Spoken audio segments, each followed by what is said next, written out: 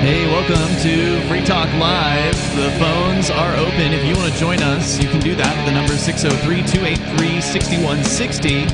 That's 603-283-6160. Coming up, the unvaccinated only lockdown happening in the Northern Territories of Australia. And also, what's been going on with a tennis player that has been imprisoned in a hotel in Australia. I don't know if you guys have heard about that story, but it's pretty crazy. That does sound crazy, though. It's just odd because he's fighting for his right to not get sent out of Australia. If they were doing that to me, I'd be like, okay, next flight out. Yeah.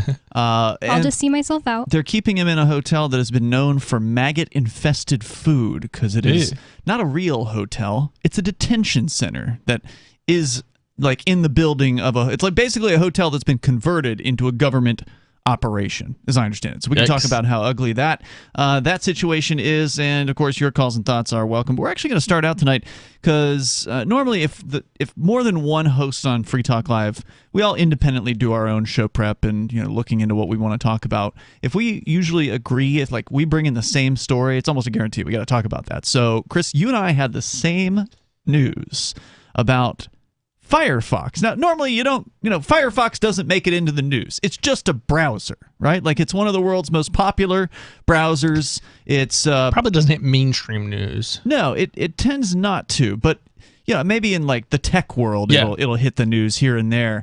But this one is definitely like it's cutting into some different areas because this one's hitting the Bitcoin news because the Firefox browser, which again, just a browser, right? Like it's an open source browser that's been around for a long time. And recently, in the last year or two, it seems to have gotten really political.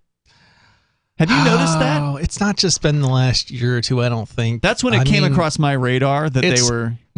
Political in what way? Yeah, it's... like leftist? Yeah, well, it's actually interesting because there's been a conflict between the left and the... I want to say the right, but it's probably like the left versus everybody else.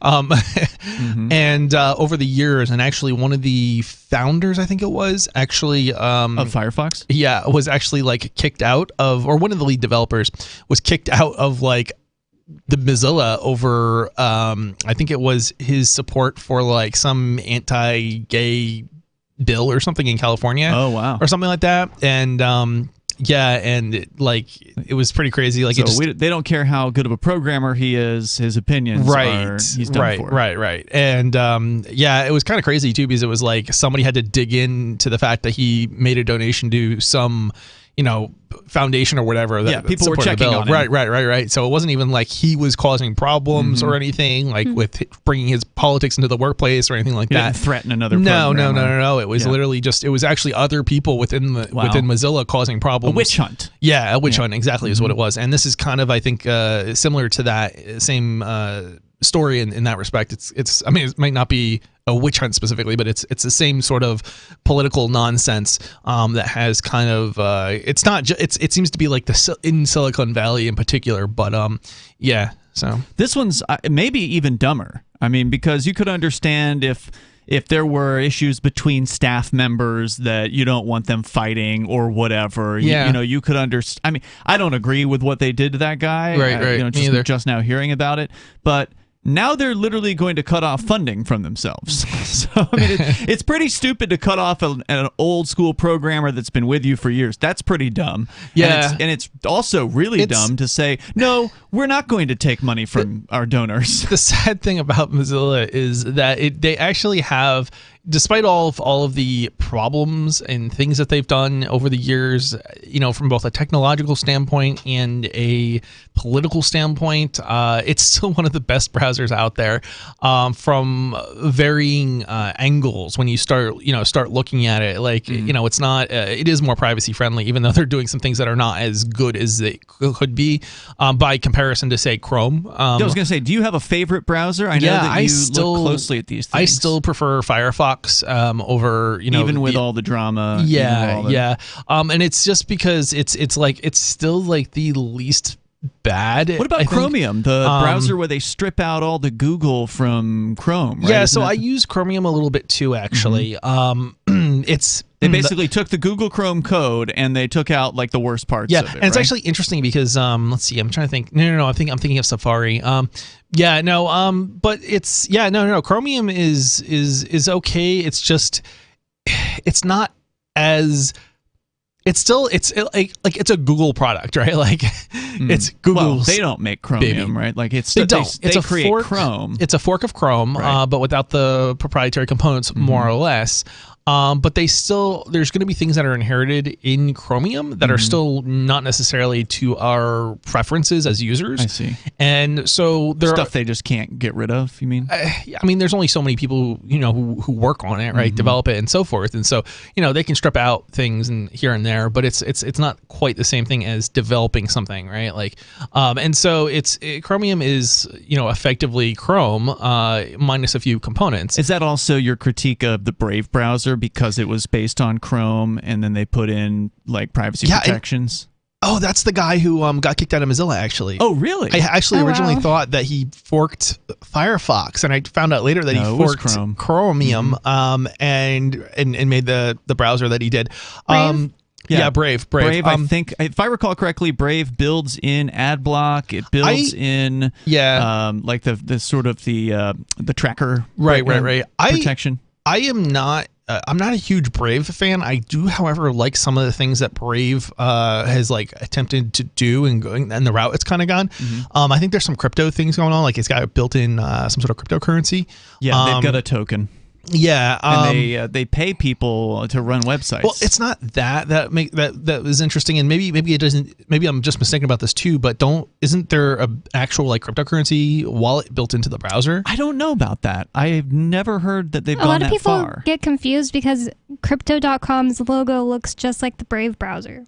Well, actually, Crypto.com is an advertiser with Brave. So what happens with Brave is you open up the browser and they show you an advertisement. Maybe that's what I was thinking of. So a lot of times it's from Crypto.com. So yeah, and there's some other things like I think they integrated a torrent like streaming client. So like you can watch torrents videos that are interesting in torrents, I guess, basically through the browser, which is kind of cool. Okay. Whereas other browsers, you'd actually have to install a plugin. So I thought that was kind of cool. So you don't hate any of these other competitors to Google. I mean, it sounds like you're open to them, the Chromium, the Brave. But you prefer Firefox when all is said and done. My preference is to take Firefox, install it, and then make some changes to the configuration. I see. To disable a few things that are not in the user's interest. I still think that the fundamental core component of Firefox is the best, and I'm not saying it's like the fastest necessarily or anything like that. I just mean from particularly from like a privacy perspective and a security perspective, it's had a lot of time to have bugs fixed. Things like Tor browser are based on Firefox. That's true, yeah. And so there's definitely some things in Firefox that you're not going to just in Firefox that you're not just going to magically have in other browsers at the core fundamentally. So, even though there might be bugs in Firefox, still and issues, it's still, I think fundamentally it's still better than. But let's just say your spidey sense has been raised when it comes to Firefox because of all this politicizing, right? Like you've got to be watching them carefully because you never know what they're going to put in. Yeah, it's definitely something that I would want to keep a closer eye on as a user because they've demonstrated that they can't be trusted, and that the problem is that you can't trust these other browsers either. So it's just like, who do you trust the most? And I feel like it's still Firefox, but it's like there's a lot of people who won't use Firefox for political reasons, not like more like technical reasons than like what we normally think of as political reasons. But because of some of the stuff that they've done. They're definitely getting political when it comes to the funding that they're willing to accept. I think the worst part about this is it's not even made in really good faith, because if you just do a little bit of research, you'll see that their reasoning is flawed. Oh yeah, for sure. Yes, that's true. We'll get into it here. Why did they announced they were going to begin accepting cryptocurrency, or I guess they have been for years. But they announced it recently and got a bunch of pushback, I guess, because then less than a week later they said, no, never mind. More coming up. We'll explain. It's Free Talk Live.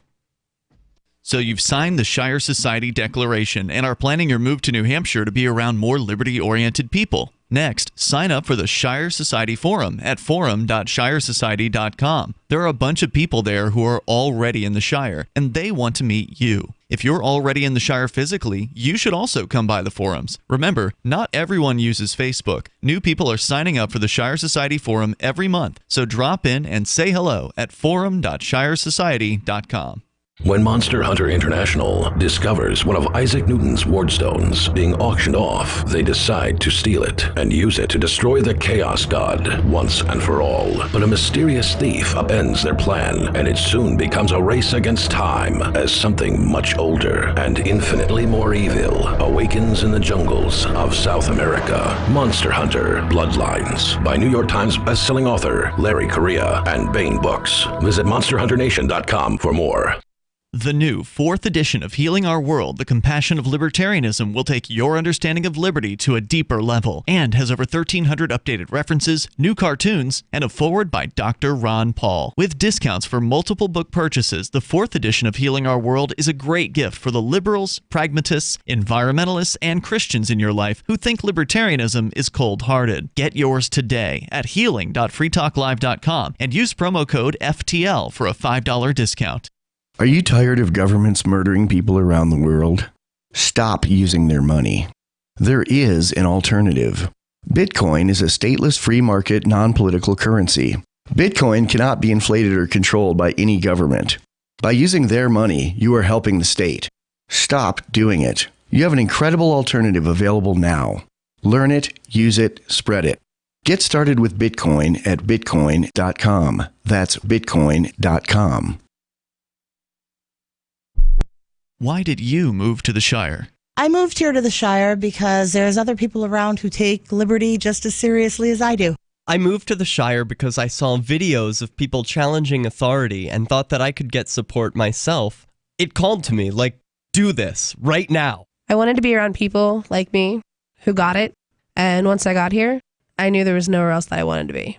I've always wanted to change the world, so I moved to the Shire to join people who were actually working towards doing the same thing.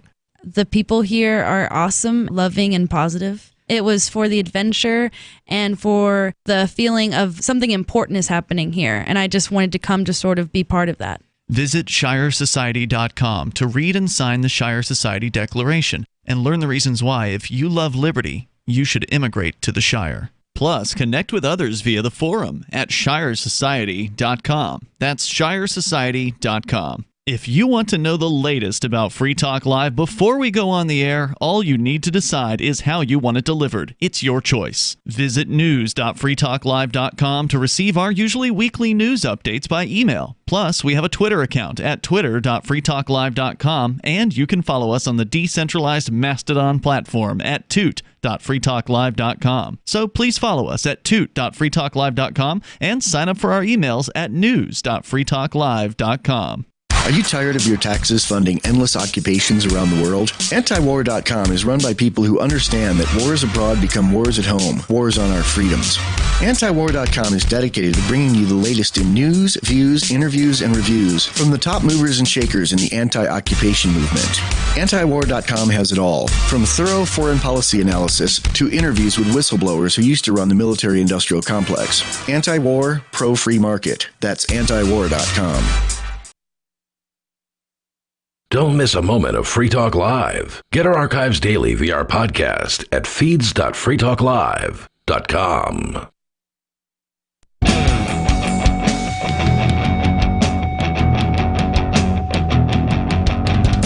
Free Talk Live phones open if you want to join us here. The number is 603-283-6160. That's 603-283-6160. We're talking about a disappointing decision from the developers of Mozilla Firefox, one of the world's most popular internet browsers. And they're saying basically that they're going to stop taking cryptocurrency after years of accepting it. And after just a few days after making an announcement that they are accepting cryptocurrency. So on December 31st, on their social media, on Twitter, at Mozilla, they say this, quote, "Dabble in Dogecoin? Hodling some Bitcoin and Ethereum? we are using BitPay to accept donations in cryptocurrency. And then they put the link to their BitPay, where you could then donate in, I imagine, a handful of different cryptocurrencies. And then within exactly 1 week later, they took it all back. And we'll tell you more about it coming up here. Hold that thought, Chris, because I know you got more to say about this. The number is 603-283-6160. But speaking of Bitcoin, if you want to learn about cryptocurrency, because smart companies are accepting cryptocurrency because they understand that these decentralized forms of internet money basically are the future. These things are not going away. I mean, not all of them are going to survive. But Bitcoin was first, and it's probably going to stick around for a very, very long time. So, if you want to be with it, if you want to be on the cutting edge of things, then you need to start learning about crypto. Go to Bitcoin.com, click Get Started at the top of the page. They will teach you about Bitcoin and Bitcoin Cash there. You get some of the basics about cryptocurrency by clicking Get Started at the top of the page at Bitcoin.com. Now, if you're not brand new and you want to get the latest news headlines, they've got those too every day updated over at news.bitcoin.com from across the world of cryptocurrency at news.bitcoin.com. But yet Mozilla is walking away from this multi-trillion-dollar market and saying, no, even though our supporters are by and large technically adept people who would likely have cryptocurrency, we are going to just say no and not accept any more crypto donations, according to the story here that I have from Android Police. We only want donations in currency that goes down in value. Right.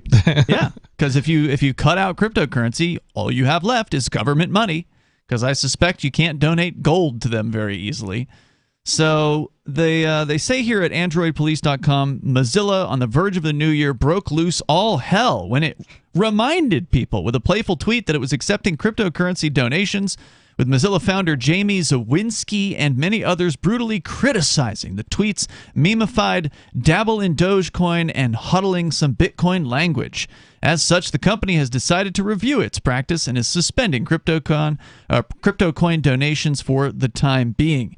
In a series of tweets, Mozilla said that it still thinks that, quote, decentralized web technology continues to be an important area for us to explore, but a lot has changed since we started accepting crypto donations, unquote. The discussion following last week's tweet, quote, led to an important discussion about cryptocurrency's environmental impact. And the problem with this is that it doesn't have the environmental impact that the naysayers will want you to believe. When they're talking about like how much energy it takes to like mine a Bitcoin, it gets mined and then it's done, right? It doesn't take it's not per transaction, and they're basically associating, I think it's like every transaction they're associating with the cost of mining that initial Bitcoin. Well, the mining goes on, right? Like, when they've mined Bitcoin, the Bitcoins are available in the network. But if the mining doesn't continue, the network is dead.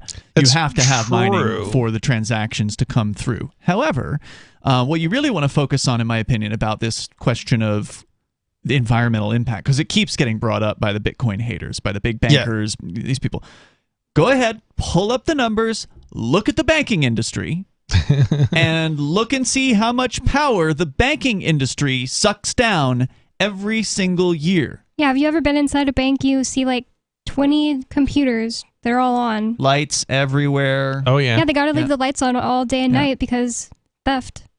Yeah, so there's no shortage. And the things you're not seeing with the banks, Bonnie, are the back end processing centers. I mean, there's places where they just move checks through, and there's office buildings that customers aren't allowed in, but there's all kinds of bureaucracy in there. It's also kind of humorous because it actually is more efficient the more people use it, right? You talking about Bitcoin? Yeah, crypto in general. Actually, it's kind of humorous because Bitcoin is not as efficient in some respects or doesn't scale as well as other cryptocurrencies, which is also kind of, if they were talking about, obviously you're talking about crypto and not just Bitcoin, but if they're talking about Bitcoin specifically, maybe there'd be some argument to it, only because they've kind of refused to allow it to scale and implement, the technological, fixes to increase its ability to scale. But I don't think that would change the mining. Crypto in general. If you doubled without getting too technical here, sure. The scaling with Bitcoin is a problem with a data factor. It's block size. So the right. block size right now is 1 megabyte. Right. There were proposals to double it and to quadruple it, and those never went through. And that's Right. that's the bottleneck. If you were to double from 1 megabyte to 2 megabytes, you would double the throughput as far as the Bitcoin is concerned, but that doesn't change the mining factor. The miners still have to keep cranking away no matter what the block size is. So that wouldn't have an effect on the quote-unquote power, consumption of Bitcoin. No, it doesn't, but it would reduce from a transaction perspective how much energy was. I mean, because effectively what you'd be arguing is it can't scale, and because it can't scale, then you have a limitation on like how efficient it can be.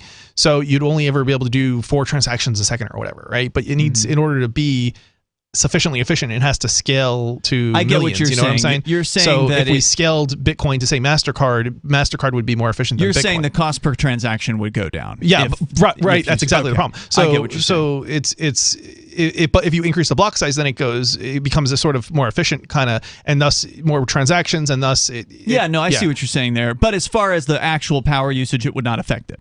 So it would be more efficient from a cost per transaction, showing people a different number. Right, and this is why I'm saying that like you're actually damaging the environment by not accepting Bitcoins in a sense, because it means there's fewer people using it, and fewer people using it increases the the kind of the costs. I'm just not going to accept the idea that you're damaging the environment at all. To use Again, Bitcoin let's just assume for the sake of argument that they're right and it damages the environment. If we're comparing, the traditional banking system to the crypto system in terms of, quote unquote environmental damage. The traditional banking system is a multiple factor. Like they are, I forget, I don't have the numbers in front of me, but I can pull it up. It's a lot more. It costs a lot more in electricity to run the traditional banking system. So, the idea, of course. The other thing is the military-industrial complex is the most damaging entity in the world. The U.S. one alone is the most damaging entity in the world to the environment. That's true. And they do a lot of using pollution. Dollars does nothing but fund the military-industrial complex. Yep, that's true. And this does bring up a really interesting point too, in that what do you actually include in that number in terms of like the cost of dollars, right? Because dollars is effectively dependent on government, right? Whereas cryptocurrencies, they're not dependent on government. The government can go away and cryptocurrencies still exist, right? If the government goes away, dollars no longer, there's not going to be more dollars, right? Sounds great. So we will continue here, and it is worth having this discussion because it's one of the common objections that you hear from people who are completely uninformed about cryptocurrency. They've heard that it hurts the environment. And it's just absolutely ridiculous. We'll continue here. The number is 603-283-6160. But Mozilla Firefox has bought into it and has reversed their position after years of accepting crypto, and they're saying they're done with it. More coming up. Free Talk Live. And now, time for something totally different. Intercoin is a project that's working to make crypto mainstream.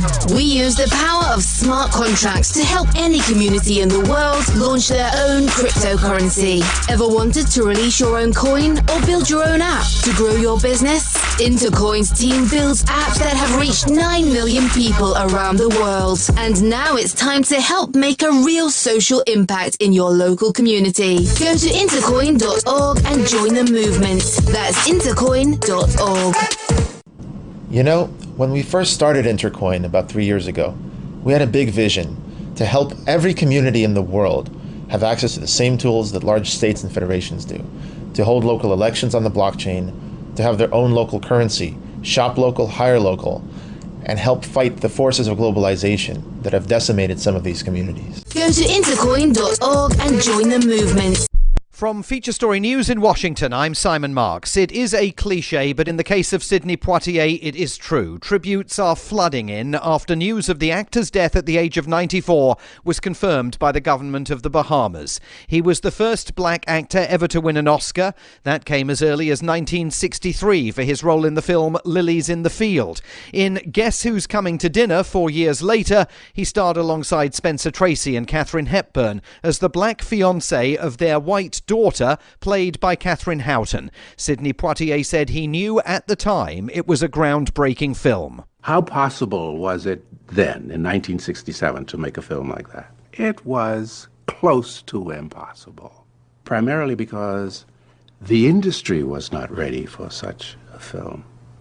And I thought it was a wonderful idea. He spoke there to the American Film Institute. His films include Heat of the Night, A Raisin in the Sun, The Blackboard Jungle, To Serve with Love, and others far too numerous to list. He opened doors for generations of minority actors, producers and directors, and engaged in substantial amounts of humanitarian work for the United Nations and others. He was knighted by the Queen in 1974 and awarded the Presidential Medal of Freedom by Barack Obama in 2009. In other news, President Biden insists his economic plan is working, even though the country created only 199,000 new jobs in December. From FSN's business desk in New York, Will Denzelo reports. The leisure and hospitality sectors saw the biggest leap in hiring, but a surge in COVID-19 cases, fueled by the Omicron variant, is being blamed for the weak overall jobs figures. Labour market participation remains a concern too. But the unemployment rate fell from 4.2% to 3.9%, which is better than some on Wall Street had predicted. British lawmakers are mourning the sudden death of a prominent trade unionist and Labour Party Member of Parliament.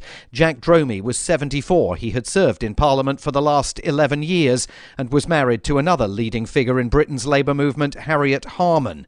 The US government is expressing real concern about events in Kazakhstan, where the president earlier today gave the military permission to open fire on protesters without warning. Secretary of State Antony Blinken says he wants more information on Kazakhstan's decision to invite the Russian military into the country. The Kazakh authorities and government certainly have the capacity to deal appropriately with protests. I think one lesson of recent history is that once Russians are in your house, it's sometimes very difficult to get them to leave. At least 40 people have been killed this week in Kazakhstan's protests over fuel prices.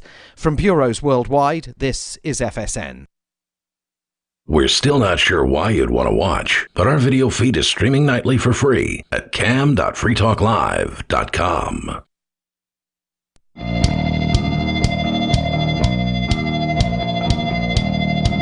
This is Free Talk Live. You can bring up anything you want here. The number is 603-283-6160. We started out talking about the Mozilla Foundation, I don't know if you call them a company. I guess they are a company, right? Like they've got a CEO. Yeah, actually, there's a corporate. There's two parts to Mozilla. One's nonprofit, and one's a corporate entity. And I believe the corporate entity is owned by the nonprofit. One of those kind of shell game things with corporations and government. Yeah. So they make this browser. A lot of people know about it. It's called Firefox, and they've been accepting cryptocurrency donations for years, apparently, according to the folks over at Amazon Police, I think it is. I don't know where it is. Oh, not Amazon Police, AndroidPolice.com. But they started taking it as far back as 2014, and they just recently reminded people on their social media on December 31st that, hey, we're taking Dogecoin. We're taking Bitcoin, Ethereum. Here's our link. You can donate to us. And then 1 week later, they say, quote, starting today, we're reviewing if and how our current policy on crypto donations fits with our climate goals. And as we conduct our review, we will pause the ability to donate cryptocurrency. So there were enough people who flipped out online over them just simply pointing out that they take cryptocurrency, and they went ahead and they reversed course and have stopped the ability for people who support them, which I don't think you should support them. I mean, there is another reason, in case you needed more than one reason. You can use their browser, but I don't recommend giving money to these people. They've completely politicized themselves, and clearly it's to them, the climate is so important. And look, the reality of it is, it's BS. The climate is important. It's just BS to say that using cryptocurrency hurts the climate. You shouldn't give in to their dumb argument that's false, patently false. No, I'm not giving in at all. And this is something we were talking about off air here, is that it costs more to produce certain coins in the United States than the coins are worth themselves. You mean the government money? Government's own money, right? So like this 3 idea cents for a penny or whatever. Right, exactly. This idea that like, okay, so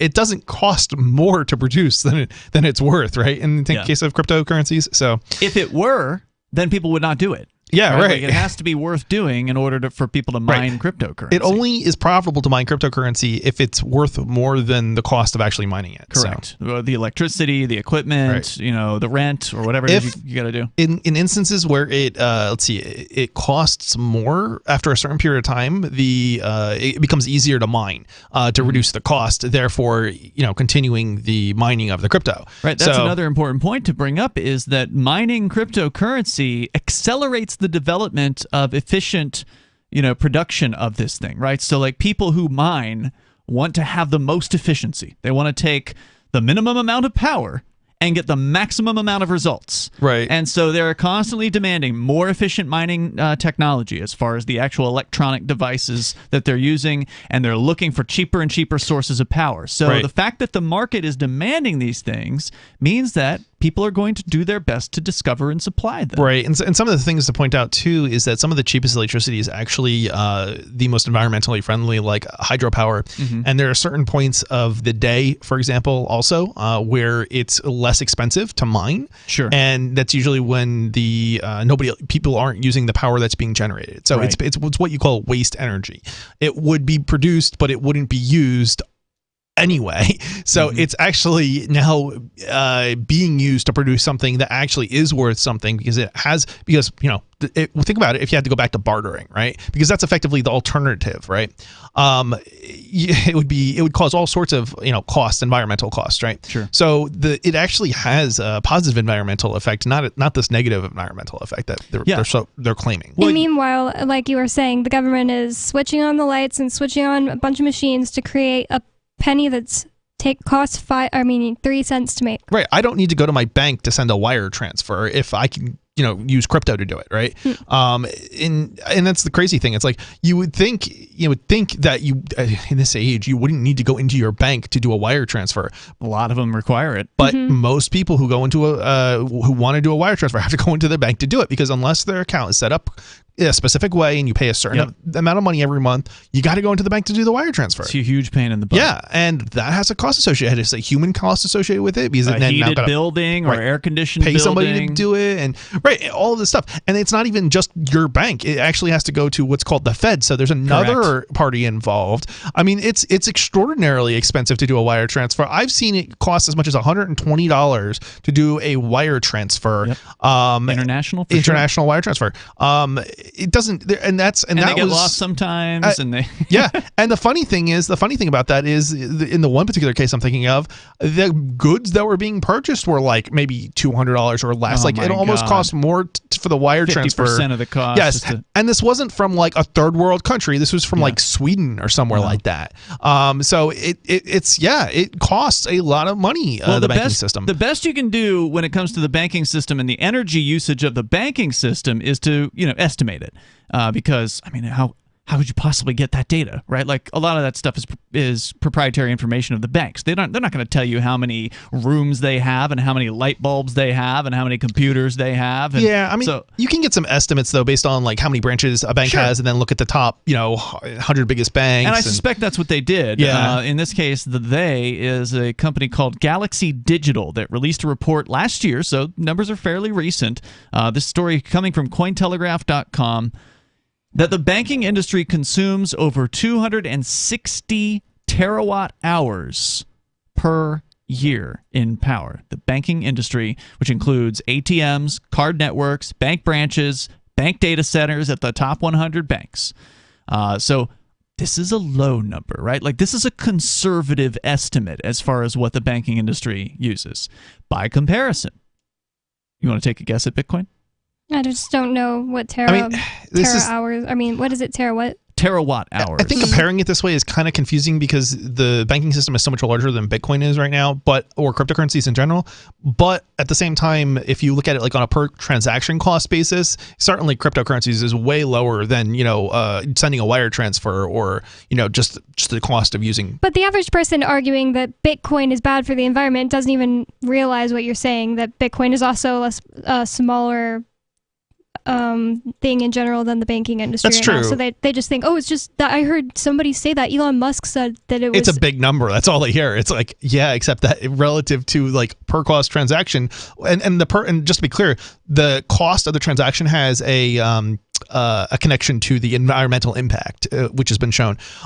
So, when it costs less to do the transaction with cryptocurrency over, say, swiping a credit card, you can see very clearly that it's more environmentally friendly, way more environmentally friendly than the traditional banking system and currencies. It's not just energy. You don't even have to drive a car to a bank to do this cryptocurrency transaction. Like, there's so much that we're not even including in these numbers that Ian here is reading off. So you guys don't want to take a guess at Bitcoin? You got 260 terawatt hours. A terawatt, by the way, I had to look it up, is 1 trillion watts. Whoa. So 260 trillion hours of power or watts a year of power per year for the banking industry. Yeah. Okay, what is Bitcoin? No, I'm not going to be able to make a good guess. Oh wait, I'm sorry. Did I say per year? Yes, that's correct. So Bitcoin is 113.89. So less than half of the power consumption of the banking industry. And again, those numbers I'm sure are not taking into account all of the costs, right? Because obviously they're not taking into the cost of somebody having to drive to the bank to do a wire transfer. Sure. Yeah, we want people driving their trucks to the bank to send and a wire. Gasoline that costs. Right. Yeah, we want them sending doing that to send a wire transfer to Mozilla. Yeah, they only took into consideration card networks, ATMs, bank branches, top 100 bank data centers. So that's all they took into consideration as far as the banking numbers are concerned. But you've got to hand it to the Bitcoin haters out there, the big banks, the governments of the world, for cooking this one up, right? Because it plays right into what so many people, younger people especially, who've been indoctrinated about climate fear all their lives. All they did was they trotted this fake BS out, and they said, "Oh, the environment, Bitcoin bad," and that's all that most people do, right? They just look at the headline and they say, "Oh, I was thinking about getting that Bitcoin, but looks like it's bad for the environment," and then they just write it off. I wonder how much of that is bots, right? Backing them up. AI on the internet. Yeah, that's a good question. Yeah. We got more coming up here. The number is 603-283-6160, and you can share your thoughts on Free Talk Live.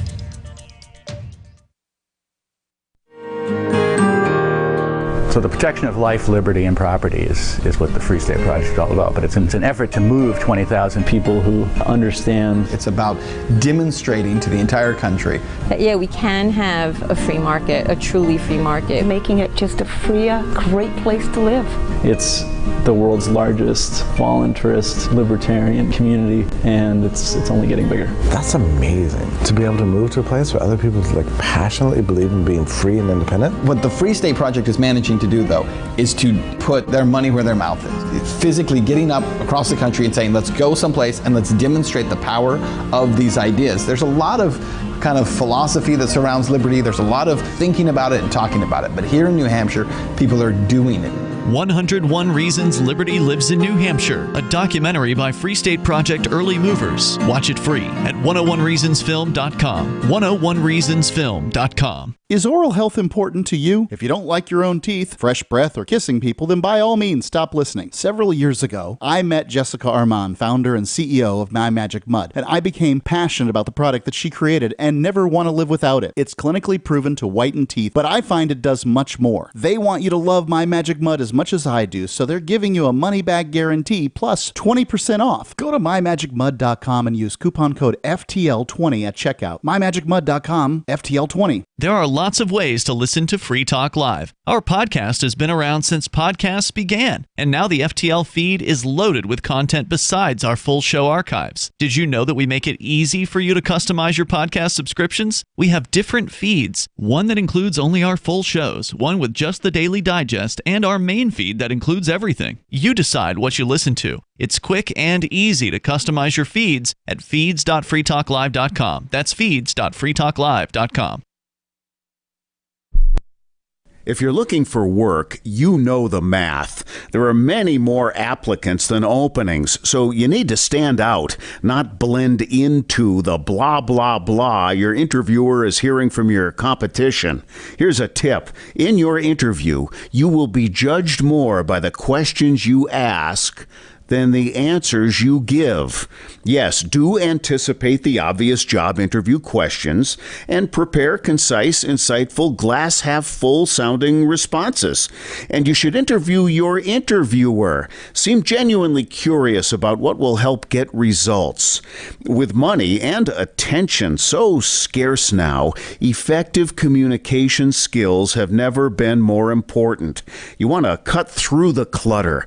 For more tips for job seekers and making all the other conversations you have more productive, hit survivalspeech.com. I'm Holland Cook.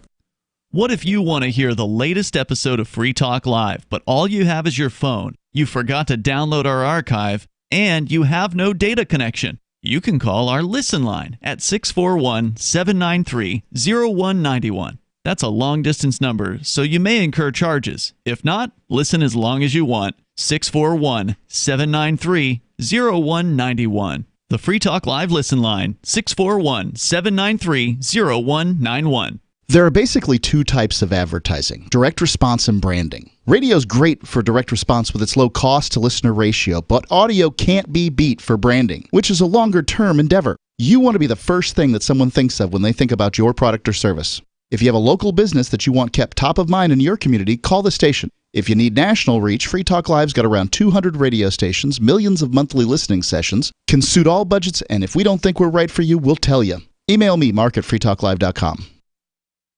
You can help spread the ideas of liberty with our Patreon for just $5 per month at amps.freetalklive.com.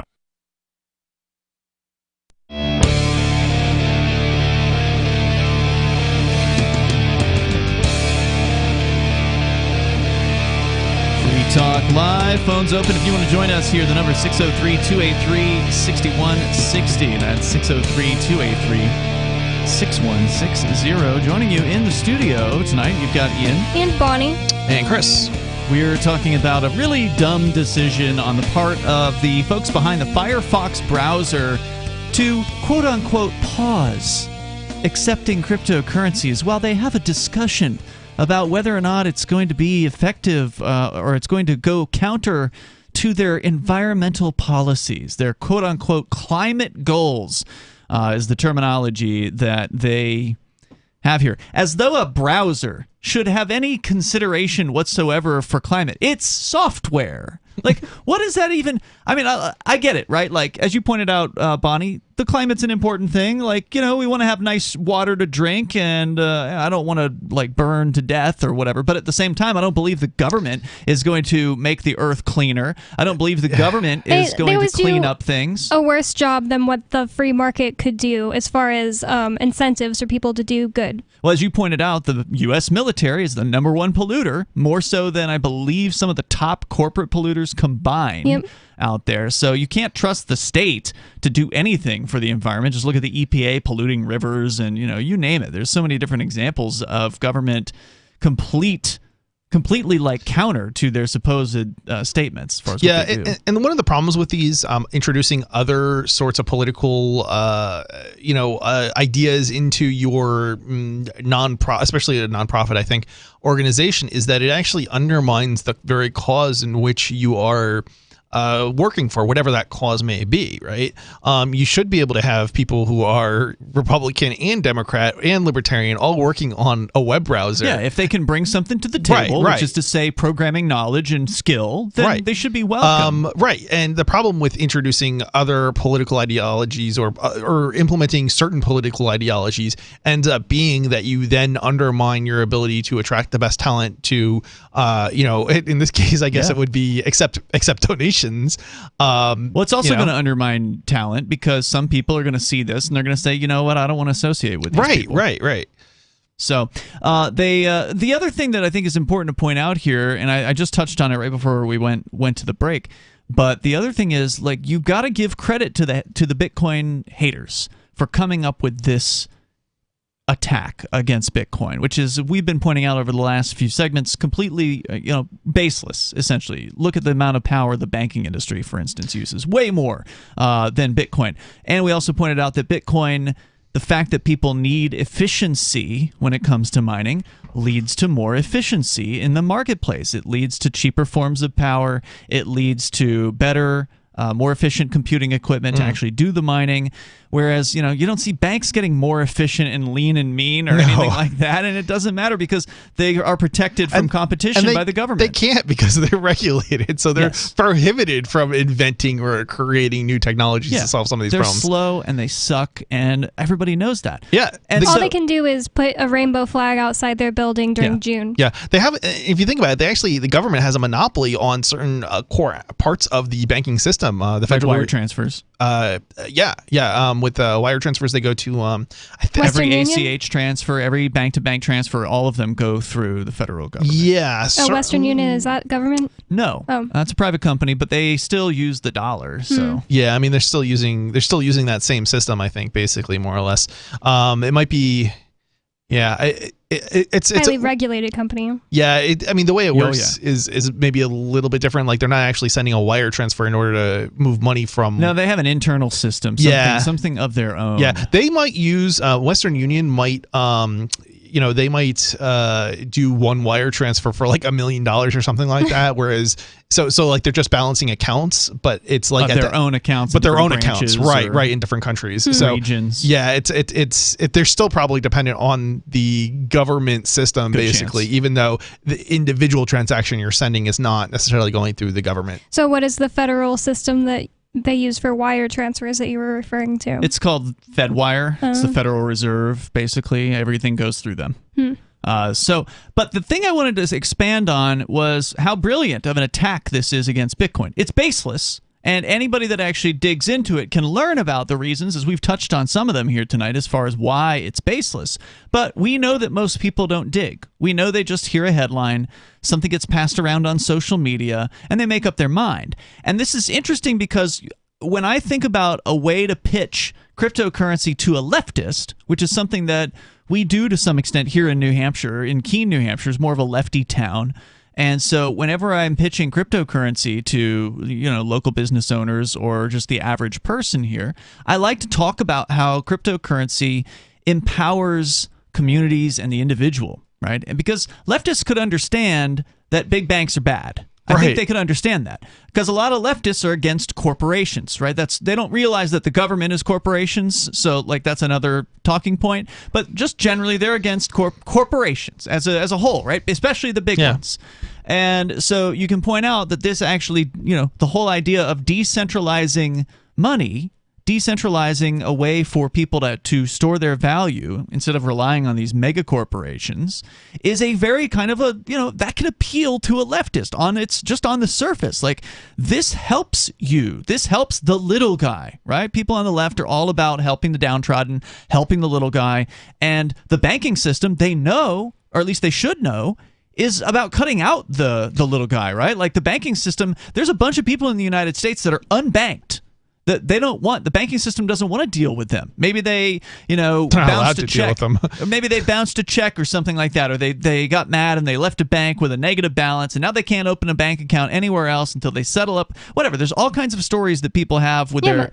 My ex, who was an illegal immigrant, he couldn't get a credit card or anything like that, but you can, get services like that online with cryptocurrency without having to show your green card. So he's unbanked. And there's a lot of people, especially internationally, like that, who are in situations more so in other countries. There's a lot of situations, too. Like with the Bank of America, there was a story. Actually, my partner was affected by this.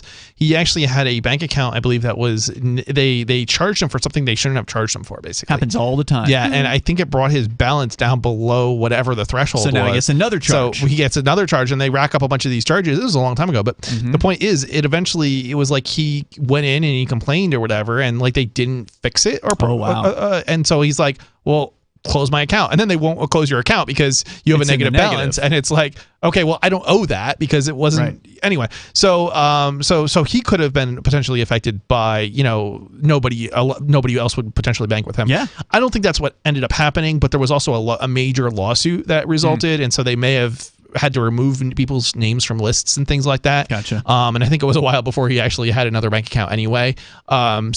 I don't know, but anyway, the point is, there's a lot of people who through no fault of their own, are in this situation where they're unbanked. They can't use a bank account. They can't get a bank account. Right. And speaking of Western Union, there was that story that people have been sending millions of dollars back and forth from, I think it was El Salvador. Now that instead of having to wire money or use Western Union to get money to their relatives. Yes, those are called remittances when you send money through like Western Union or MoneyGram from one country to a person in another country. That's generally considered a remittance, and it's a multi-billion-dollar, like I don't know, hundreds of billions or whatever, maybe even trillion. There's a lot of money in remittances, and it's getting cheaper and easier for people to do. Crypto makes it because possible. of crypto. Yeah, crypto makes it possible to transfer value across borders without having to ask anyone's permission, without a giant fee. Right, without any crazy fees, without having to show somebody identification. All of those things are done. All you got to have is the person's address, and boom, you send it, and it's there within moments. So this is something that the leftists should appreciate, and they should understand, which is why it was a brilliant move for the people who hate Bitcoin to say, oh, but the environment. Oh, yeah. And then that just takes it off the table for all the leftists who otherwise would have seen the value in it. It's really sad. It's unfortunate, but I feel like the government is manipulating people on the left into, being anti-crypto, anti-Bitcoin. Yeah, I saw an article that was saying crypto hurts minorities. What? What are they talking about? What's funny is my partner, before he had a bank account, one of the ways he would pay for things online was using cryptocurrency. That's insane. And there's plenty of people, from all over the world that use cryptocurrency. Right. The idea that they're this saying is a some bunch sort of white people thing. got rich in the early days of cryptocurrency. I'm sure lots of people who weren't white got rich in the early days. So basically, they just hate anybody with money. Yeah, that's what it comes down to. Yeah. They just want you to believe that there is not one black person that's benefited. Only white people have benefited from cryptocurrency. A simple internet search will reveal that is false. Is that supposed to be like I mean, I don't even get that argument. It's so crazy because it's like, so just because wealthy people or only white people did this is somehow it's bad? I mean, obviously the opportunity is still there for minorities, even if it was true that only white people got rich in the beginning. But it's not true. Down right now. If you're a black person, you can still get in now. Yep. I mean, and it's not like it's going. This is one of the best times to get in here as of late. So there's more coming up here. The number is 603-283-6160. You can take control of the airwaves here on Free Talk Live. Tired of cancel culture? Sick of mega tech corporations holding an axe over your head? Join the LRN.FM Matrix chat server. It's self-hosted, so no one else can tell us what to do or say. Don't like the existing channels? You can make your own. You can even connect into some of our channels from other Matrix servers. It's federated. For the full LRN.FM Matrix experience, though, you should join our server via the step-by-step instructions at chat.lrn.fm. Chat.lrn.fm. Do you feel like your nation, state, or community no longer holds your values? Have you dreamt of a place where people agree that liberty is important and are free to pursue their projects so long as they respect the property of others? There are many people just like you that are discovering freeprivatecities.com. Their social media links are at the upper right of the page at freeprivatecities.com. All skill levels will be needed when the first of the Free Private Cities opens. It's sooner than you think. Stop arguing and build. freeprivatecities.com. Looking for a great real estate investment? Consider New Hampshire, which is ground zero for the Liberty Movement. Your first call should be to Mark Worden from Porcupine Real Estate. He's more than just a real estate agent. He's your New Hampshire concierge. Where are the best places to live? Do you want farm, city, the burbs, or forest? Do you want a duplex or multifamily building so that renters pay your mortgage? There are homes in all price ranges in New Hampshire, and Mark can help with financing too. Invest in liberty and property. Mark Worden can help. PorcupineRealEstate.com. If you want to know the latest about Free Talk Live before we go on the air, all you need to decide is how you want it delivered. It's your choice. Visit news.freetalklive.com to receive our usually weekly news updates by email. Plus, we have a Twitter account at twitter.freetalklive.com, and you can follow us on the decentralized Mastodon platform at toot.freetalklive.com. So please follow us at toot.freetalklive.com and sign up for our emails at news.freetalklive.com. You're listening to the live edition of Free Talk Live. Hour number 2 is next after the news here on the Liberty Radio Network at LRN.FM. From Feature Story News in Washington, I'm Simon Marks. It is a cliche, but in the case of Sidney Poitier, it is true. Tributes are flooding in after news of the actor's death at the age of 94 was confirmed by the government of the Bahamas. He was the first black actor ever to win an Oscar. That came as early as 1963 for his role in the film Lilies in the Field. In Guess Who's Coming to Dinner 4 years later, he starred alongside Spencer Tracy and Katharine Hepburn as the black fiancé of their white daughter, played by Catherine Houghton. Sidney Poitier said he knew at the time it was a groundbreaking film. How possible was it then, in 1967, to make a film like that? It was close to impossible, primarily because the industry was not ready for such a film. And I thought it was a wonderful idea. He spoke there to the American Film Institute. His films include Heat of the Night, A Raisin in the Sun, The Blackboard Jungle, To Sir with Love, and others far too numerous to list. He opened doors for generations of minority actors, producers and directors, and engaged in substantial amounts of humanitarian work for the United Nations and others. He was knighted by the Queen in 1974 and awarded the Presidential Medal of Freedom by Barack Obama in 2009. In other news, President Biden insists his economic plan is working, even though the country created only 199,000 new jobs in December. From FSN's business desk in New York, Will Denzelo reports. The leisure and hospitality sectors saw the biggest leap in hiring, but a surge in COVID-19 cases, fueled by the Omicron variant, is being blamed for the weak overall jobs figures. Labour market participation remains a concern too. But the unemployment rate fell from 4.2% to 3.9%, which is better than some on Wall Street had predicted. William Denzelo, New York. British lawmakers are mourning the sudden death of a prominent trade unionist and Labour Party Member of Parliament. Jack Dromey was 74. He had served in Parliament for the last 11 years and was married to another leading figure in Britain's Labour movement, Harriet Harman.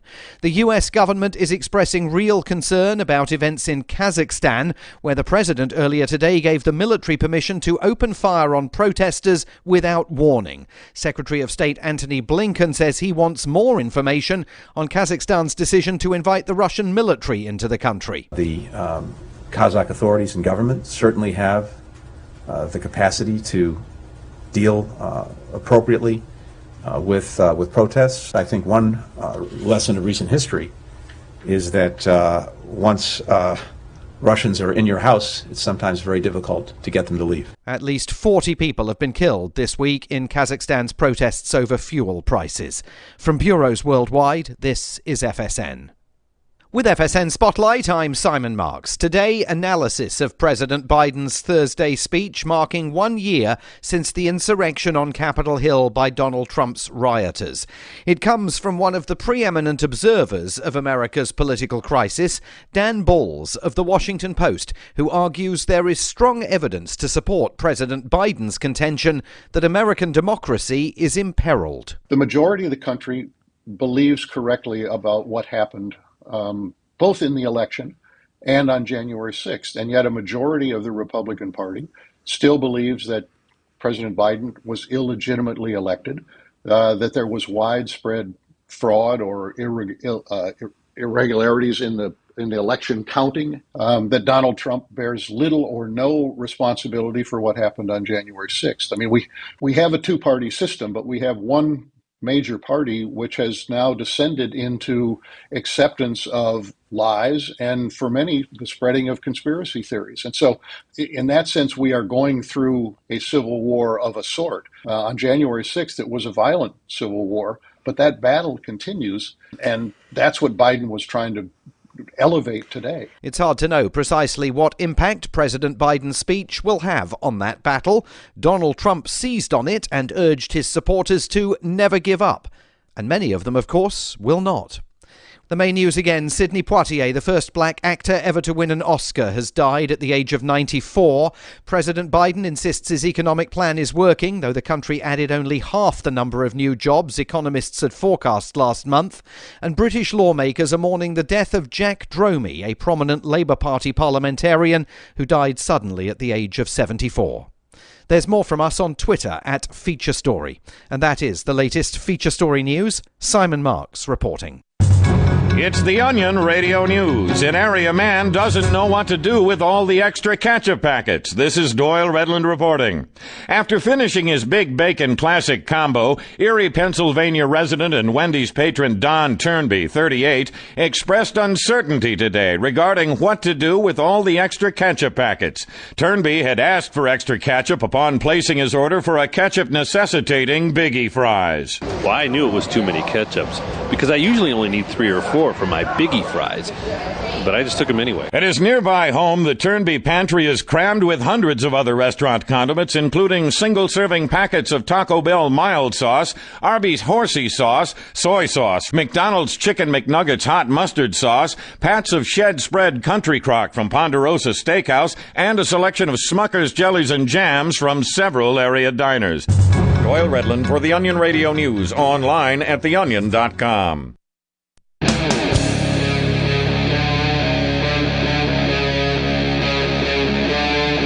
Free Talk Live.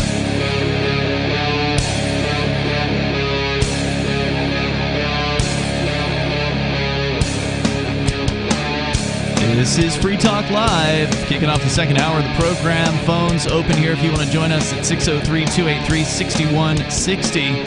That's 603-283-6160.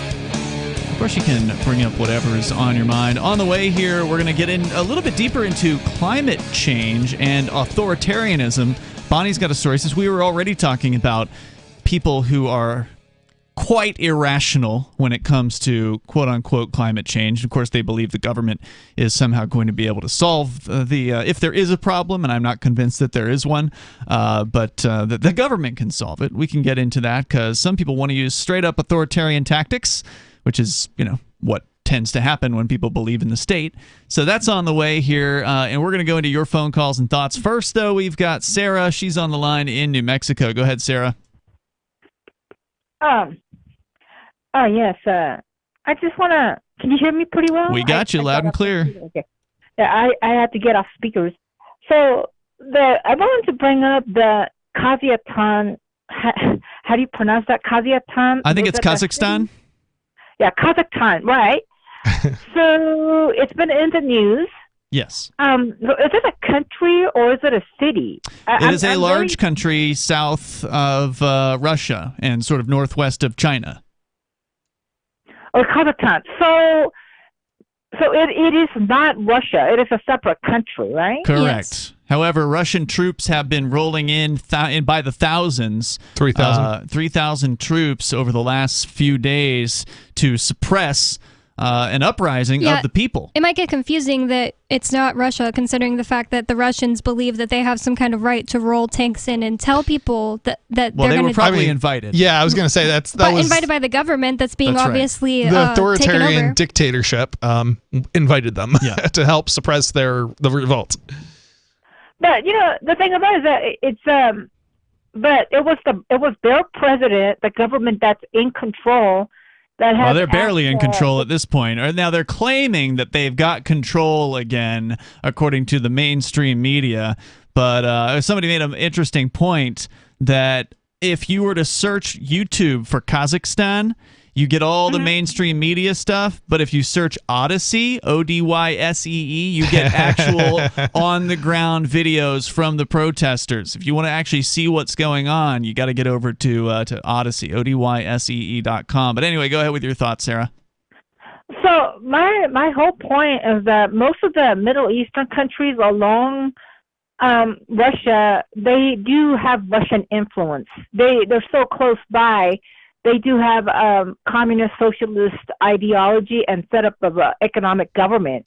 That is the reason why they want them to come in and help them out, settle the country. The people don't want Russia to come in and help them with anything. The people didn't even vote for the president who was most recently in control. The president before that they also didn't like, picked him. And now they're saying, we're tired of this, we don't want to be ruled by you people, and they're throwing the government off. The government's having to resign. Has that been confirmed that that it was actually put into power as opposed to elected somehow through kind of malicious means? Well, yeah, there wasn't an election. It's just not how their government works. He was just picked. I thought there was the I mean, I don't know about that country specifically very well, but I thought they had the at least appearance of democracy with elections. And that's not the case? They may. According to the Wikipedia story, it is officially a democratic, secular, constitutional, unitary republic. Then how was this president picked by the other president? That's what I keep seeing in news stories. Well, that's why I'm saying it's like, I mean, they wouldn't say it that way if he was voted in. It may be correct in some respect that he was sort of picked, but it may be one of those things where you can't vote for anyone else. Yeah, or it could just be that. And here's the other thing: we have this in the United States too, right? There are prior presidents who will endorse, right? And when you say pick, it could also just mean the prior president endorsed him, and and then he was elected. So. That's why I'm just like. I just feel like nobody would. It's not that they really like the Russian way of life, but what is it? It's an alignment. So if the Arabic countries are against the United States and Britain, so they have to align. They have to be alliance with the Russians. You know what I mean? Whether they take on all of the communist policies or the way they run their country, they want them to. That's what happened to Cuba. It's not like they wanted to do everything the Russian way. They wanted to survive their culture, but they had to align and put their missiles there.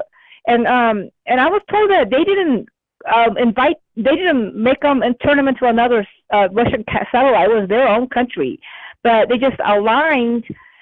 So do you support what the Russian government has been doing, pushing, putting pressure and violence towards its supposed allies?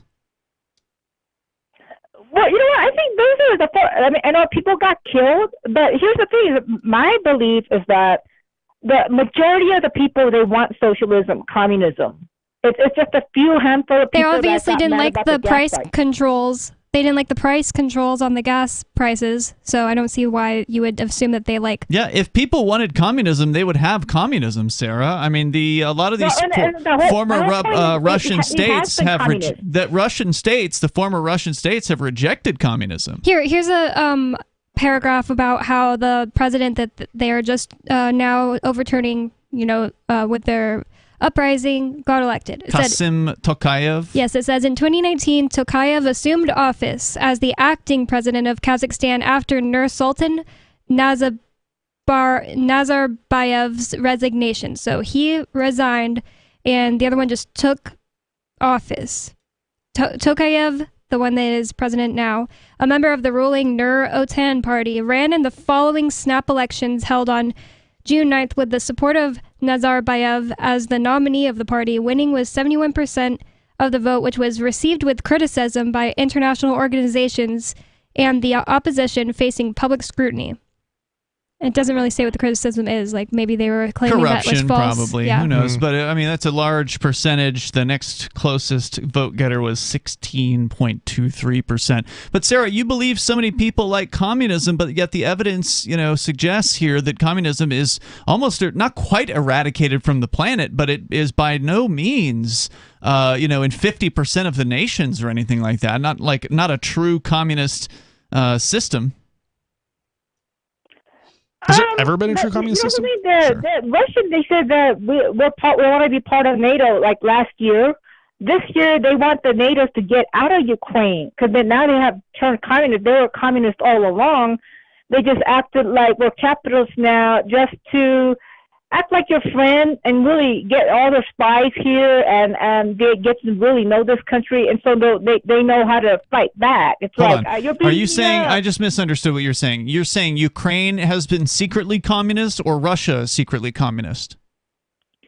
Russia was secretly communist and claimed that they were no longer the Soviet Union. They wanted their capital, all that, just to throw people off. So this is a communist conspiracy theory. You're saying that after the fall, throw people off. You're saying that after the fall of the Soviet Union, that the Russian government has just been pretending that they're embracing, more market reforms in order to, sneak communism back in at some point? Because throw people off, she said.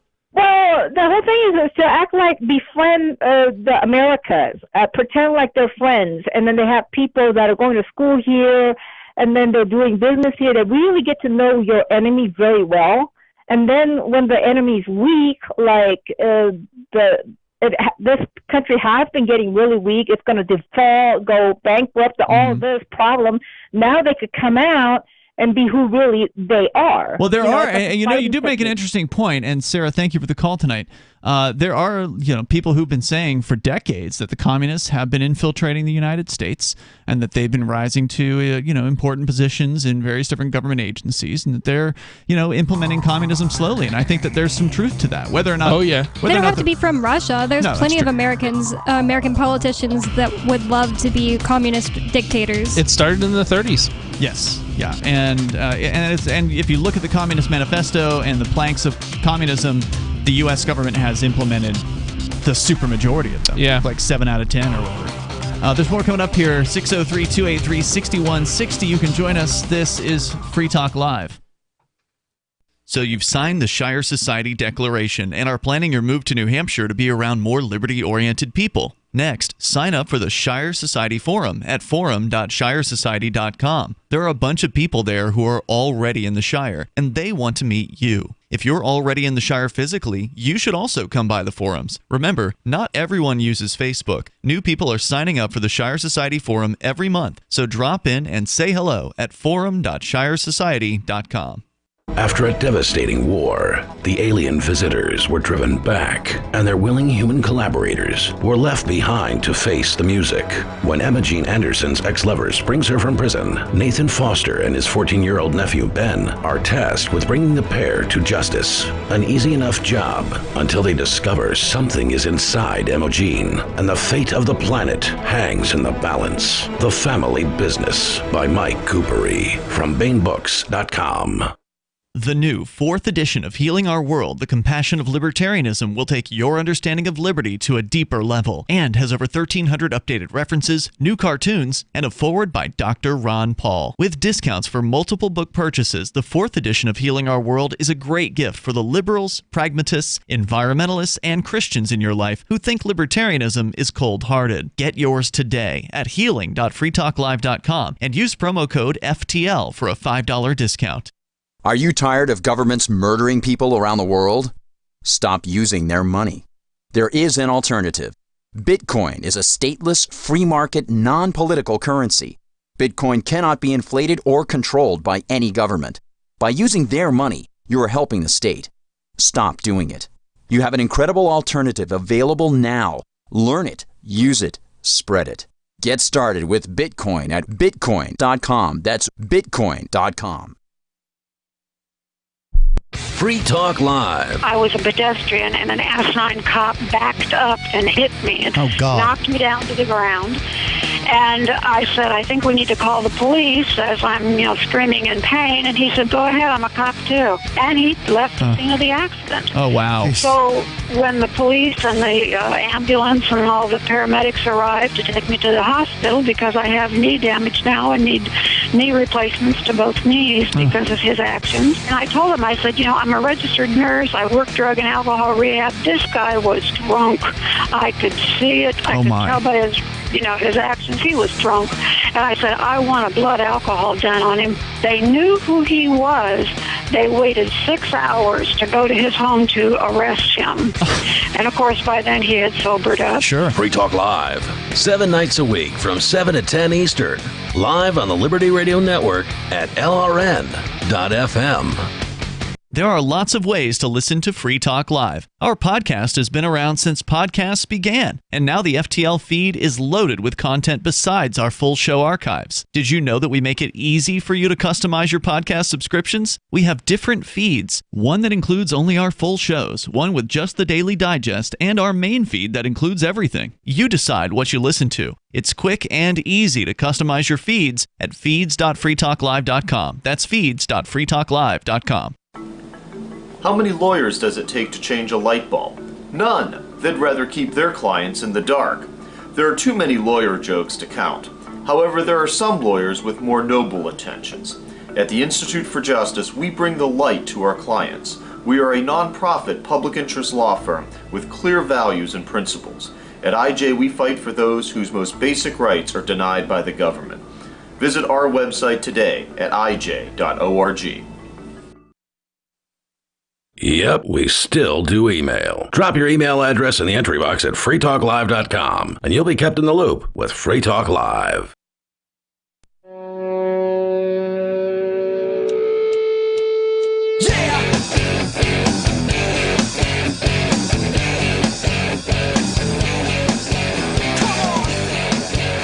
It's Free Talk Live. Phones are open here. If you want to join us, you can dial in at 603-283-6160. And Freedom's Phoenix is a liberty-oriented news aggregation site if you want the newest and freshest stories and perspectives on current events from those who value liberty. Then freedomsphoenix.com has them. They've also got the Daily Dispatch, which is a great way to stay up to date on science, technology, historical findings, liberty news, government overspending, and the rise of the police state. Get over to freedomswithansphoenix.com. That's freedomsphoenix.com. And since Sarah had called in about the Kazakhstan situation, I do want to give a quick update on that before we go back to the climate change and the attacks on Bitcoin or whatever else you want to talk about. Of course, the phones are open here if you want to join us. But according to the Wall Street Journal, the Kazakhstan president, now again, a lot of the government resigned this week in Kazakhstan because, well, their buildings were being set ablaze. Their cops were being beheaded. Yes, by protesters, with more than a dozen cops killed, 3 of them beheaded, apparently, according to mainstream media reports about this. Kazakh President Kassym-Jomart Tokayev said that he'd given the order to police and army to shoot without warning as the country's security forces scoured the streets of Almaty and other cities for protesters after days of unrest triggered by a fuel price increase. So again, thousands of people, probably hundreds of thousands of people in Kazakhstan took to the streets, set government buildings ablaze, all because the fuel costs doubled. And I suspect that these are subsidized, and they're not subsidized now, and that's what's going on. Could be. Yeah. I don't know what the politics is behind it, but obviously these people, I mean, it wasn't just fuel, right? Like, that's just the straw that broke the camel's back. That was the final thing that set people off. But he claims that his government has largely restored order and told a meeting of his security goons on Friday that what he called a counterterrorism operation would continue, quote, until the full liquidation of the militants, whom he said were still using weapons. So he's basically he basically wants to commit genocide, it sounds like. That's what it sounds like. Quote, wow. Law enforcement agencies and the army were given an order by me to shoot at terrorists to kill without warning. So he's just basically calling anyone who's a protester now anyone who's terrorist. against him, the government making their lives awful. The authoritarian leaders of the Central Asia former Soviet republics have used the term terrorist to describe dissidents or protesters. And of course, as we know, they've turned off the internet there, as we reported. Now, I don't know what the current status is, but obviously some videos are still getting out, as was mentioned. Odyssey.com. You can go to our channel there over at video.freetalklive.com. It'll take you right to Odyssey because it's spelled funny. So just go to video.freetalklive.com and then search for Kazakhstan. And you'll find some actual, like, what's really going on kind of videos. The protests, again, were triggered by fuel price increases that took effect at the beginning of the year and turned to a broader wave of frustration over the country's economy and closely controlled political system. Kazakh authorities say armed groups have attempted to seize government buildings. Dozens of people have been killed, including law enforcement officers. And the most significant disorder appears to have been taking place in Almaty, which is the largest city. By the way, we're just checking some of the demographics and details about Kazakhstan. Humongous country with like 1 million plus square miles. It's not quite as large as the continental United States, but it's a good chunk of it. And there's only 20 million or 19 million people that live there. So not a whole lot of people. It does appear to be like a mostly kind of desert-looking place from the satellite photos. Reporters here heard gunfire Friday, and stores unfortunately had been looted. Troops from Russia and other countries in a regional security alliance begun arriving to help guard strategic buildings. That means government buildings.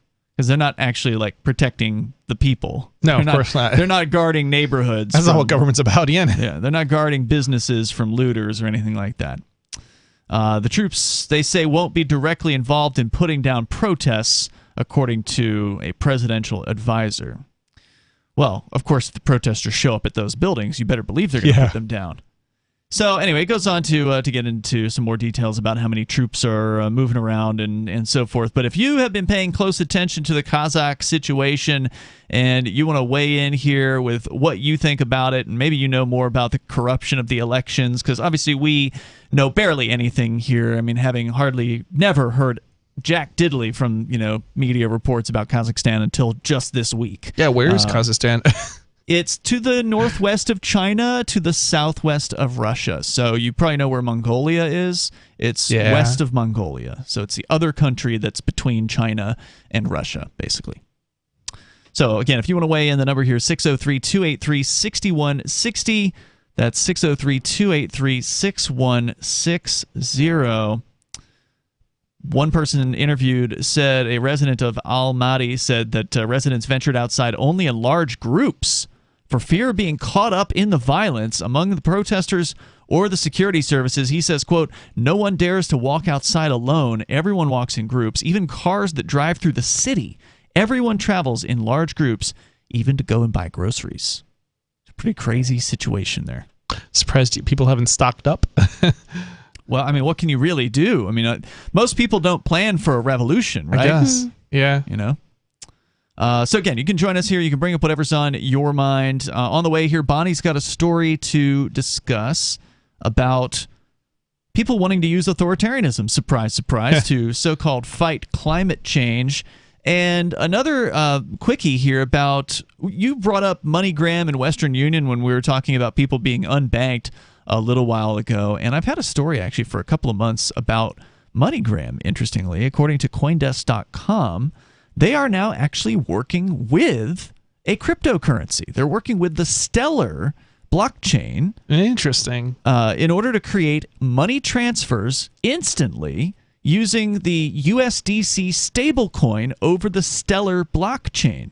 You know what? I wonder if this is because it's cheaper than using the traditional banking system. Whatever it is they're currently using, yeah. It's more efficient. It makes sense. How will they get a fee? How will Western Union get a fee in that situation? They'll still charge you. Yeah, they'll charge you, the end user, but they're really just transferring cryptocurrency on your behalf, probably. Yeah, so why would people choose to do that instead of just using... Because they don't know better. Okay. Yeah, people have been... they're trained to use these services. This is what people know, It's and then of course you've also got people who have been, manipulated, as we were talking about earlier. The left is they don't want to use cryptocurrency because it hurts the environment, but then they'll go and use MoneyGram or was it MoneyGram? Was it? This is MoneyGram in this case. MoneyGram to send crypto, but not even know it indirectly. Well, I mean, as far as the value, I guess, of this, Bonnie, is that it does allow the end user to pick up cash. And so while cryptocurrency makes it easy to transfer value from one person to another, it doesn't make it easy to walk out of a door with a handful of cash. And that is the benefit ultimately of using these remittance services, because if you have someone send you crypto and you want to go and spend that, then you have to do a few things, right? Like you have to get a crypto fuel debit card, for instance, and that's going to take a couple weeks, right? Like you got to apply for it, and then it's going to come in. Or you've got to live in Keene, New Hampshire, where you can actually go and spend cryptocurrency in real life. There's places online in a lot of places to buy stuff too. I mean, I do it all the time. Sure, so it's not. But you're not going to be able to go and buy your groceries with cryptocurrency. Probably in most places. You can buy groceries on Amazon, which you can get use cryptocurrency to shop on Amazon with Purse.io. You mean saveatpurse.com. There's more coming up, and you can share your thoughts with us here. This is Free Talk Live. Free Talk Live's video archives have been on LBRY for years. LBRY is an uncensorable, decentralized, blockchain-based media sharing protocol, and we're big fans of it here on Free Talk Live. In 2020, LBRY launched Odyssey, a video sharing website to compete with YouTube, and it's really taking off, now with over 1 million channels, many of whom are disaffected YouTube creators. During YouTube's crackdown for not towing the government line on COVID, the Free Talk Live YouTube channel started receiving strikes and could be completely taken down at any moment. thankfully, Odyssey started offering live streaming, so we're now streaming live every night and posting our video archives permanently to Odyssey. You can watch live or anytime on our Odyssey channel by visiting video.freetalklive.com. If you want to go all in, download the desktop app at lbry.com, and then every video archive you watch, you'll help seed and keep it online forever. At minimum, we ask you visit video.freetalklive.com and follow us on Odyssey today. video.freetalklive.com. From Feature Story News in Washington, I'm Simon Marks. It is a cliche, but in the case of Sidney Poitier, it is true. Tributes are flooding in after news of the actor's death at the age of 94 was confirmed by the government of the Bahamas. He was the first black actor ever to win an Oscar. That came as early as 1963 for his role in the film Lilies in the Field. In Guess Who's Coming to Dinner 4 years later, he starred alongside Spencer Tracy and Katharine Hepburn as the black fiancé of their white daughter, played by Catherine Houghton. Sidney Poitier said he knew at the time it was a groundbreaking film. How possible was it then, in 1967, to make a film like that? It was close to impossible, primarily because the industry was not ready for such a film. And I thought it was a wonderful idea. He spoke there to the American Film Institute. His films include Heat of the Night, A Raisin in the Sun, The Blackboard Jungle, To Sir with Love, and others far too numerous to list. He opened doors for generations of minority actors, producers and directors, and engaged in substantial amounts of humanitarian work for the United Nations and others. He was knighted by the Queen in 1974 and awarded the Presidential Medal of Freedom by Barack Obama in 2009. In other news, President Biden insists his economic plan is working, even though the country created only 199,000 new jobs in December. From FSN's business desk in New York, Will Denzelo reports. The leisure and hospitality sectors saw the biggest leap in hiring, but a surge in COVID-19 cases, fueled by the Omicron variant, is being blamed for the weak overall jobs figures.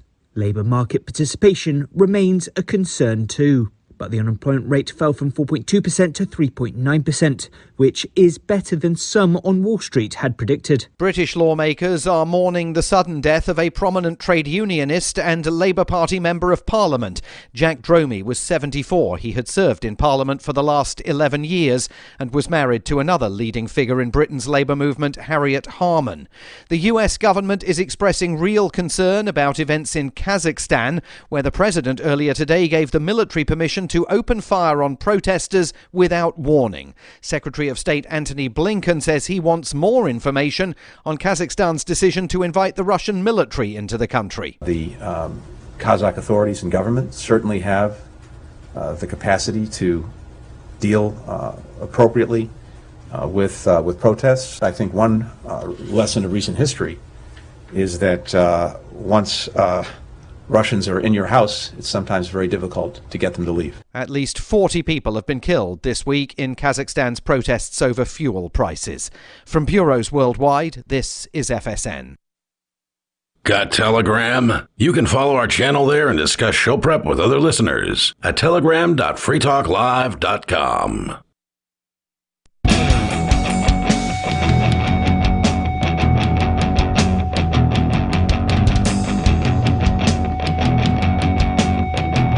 Free Talk Live. Phones open if you want to join us here. The number is 603-283-6160. You can bring up anything you want. Coming up more on climate change, authoritarianism, 603-283-6160. Thank you to Corey, who is a Free Talk Live member of the AMPS program. The new AMPS Patreon means he's contributing at least $25 a month to the program over there at amps.freetalklive.com. That'll take you right over to our Patreon, and you can sign up there with your PayPal or your credit or debit card and get some cool perks. Get some bennies for doing that. You can learn more over at amps.freetalklive.com. Once again, thanks to Corey for joining us over there. With you tonight, it's Ian. It's Bonnie. And Chris. We're talking about how even some old banking system companies can sometimes make the right choice. And I was surprised to see the news that MoneyGram one of the two mega banking kind of corporations, even though they're not technically a bank. I was to say they're not quite a bank, so they have a different set of rules they play by than they're still the playing banks. in that particular. It is still regulated. Yeah, highly don't get me regulated. wrong, but Highly regulated. And they make a lot of money too. I mean, I don't know what amount of money they're transferring over over a 1 year time frame, but it's got to be in the multi-billions, right? Like there's a lot of money that remittance companies move around the world. Oh, for sure. And the two biggies, at least in the United States, are MoneyGram and Western Union.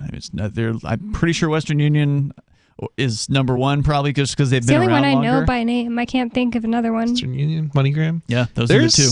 There's a few others. There's definitely others. TransferWise is another one.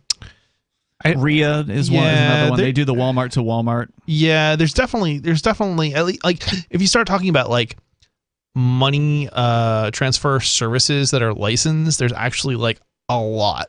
There's a lot of them that you've never heard of. But some of that is also because of it's because like there's entities that are doing it on behalf of other entities, and they also have to be licensed. So Walmart using theirs. No, I'm thinking more like mom and pop shop where you might be able to go in and do some sort of money transfer thing. They, I think, have to be licensed as well. So it's not just, I don't know enough about it, but I just know there's like hundreds of them in like probably just New Hampshire alone. So that are registered. So. Yeah, it's not easy to pull up a quick stats on what kind of money they might be moving here, but according to the Wikipedia article about them, their revenue was $900 million in 2019. Now, revenue that wouldn't include the amounts they're transferring, right? That would just be the fees that they've earned, probably, right?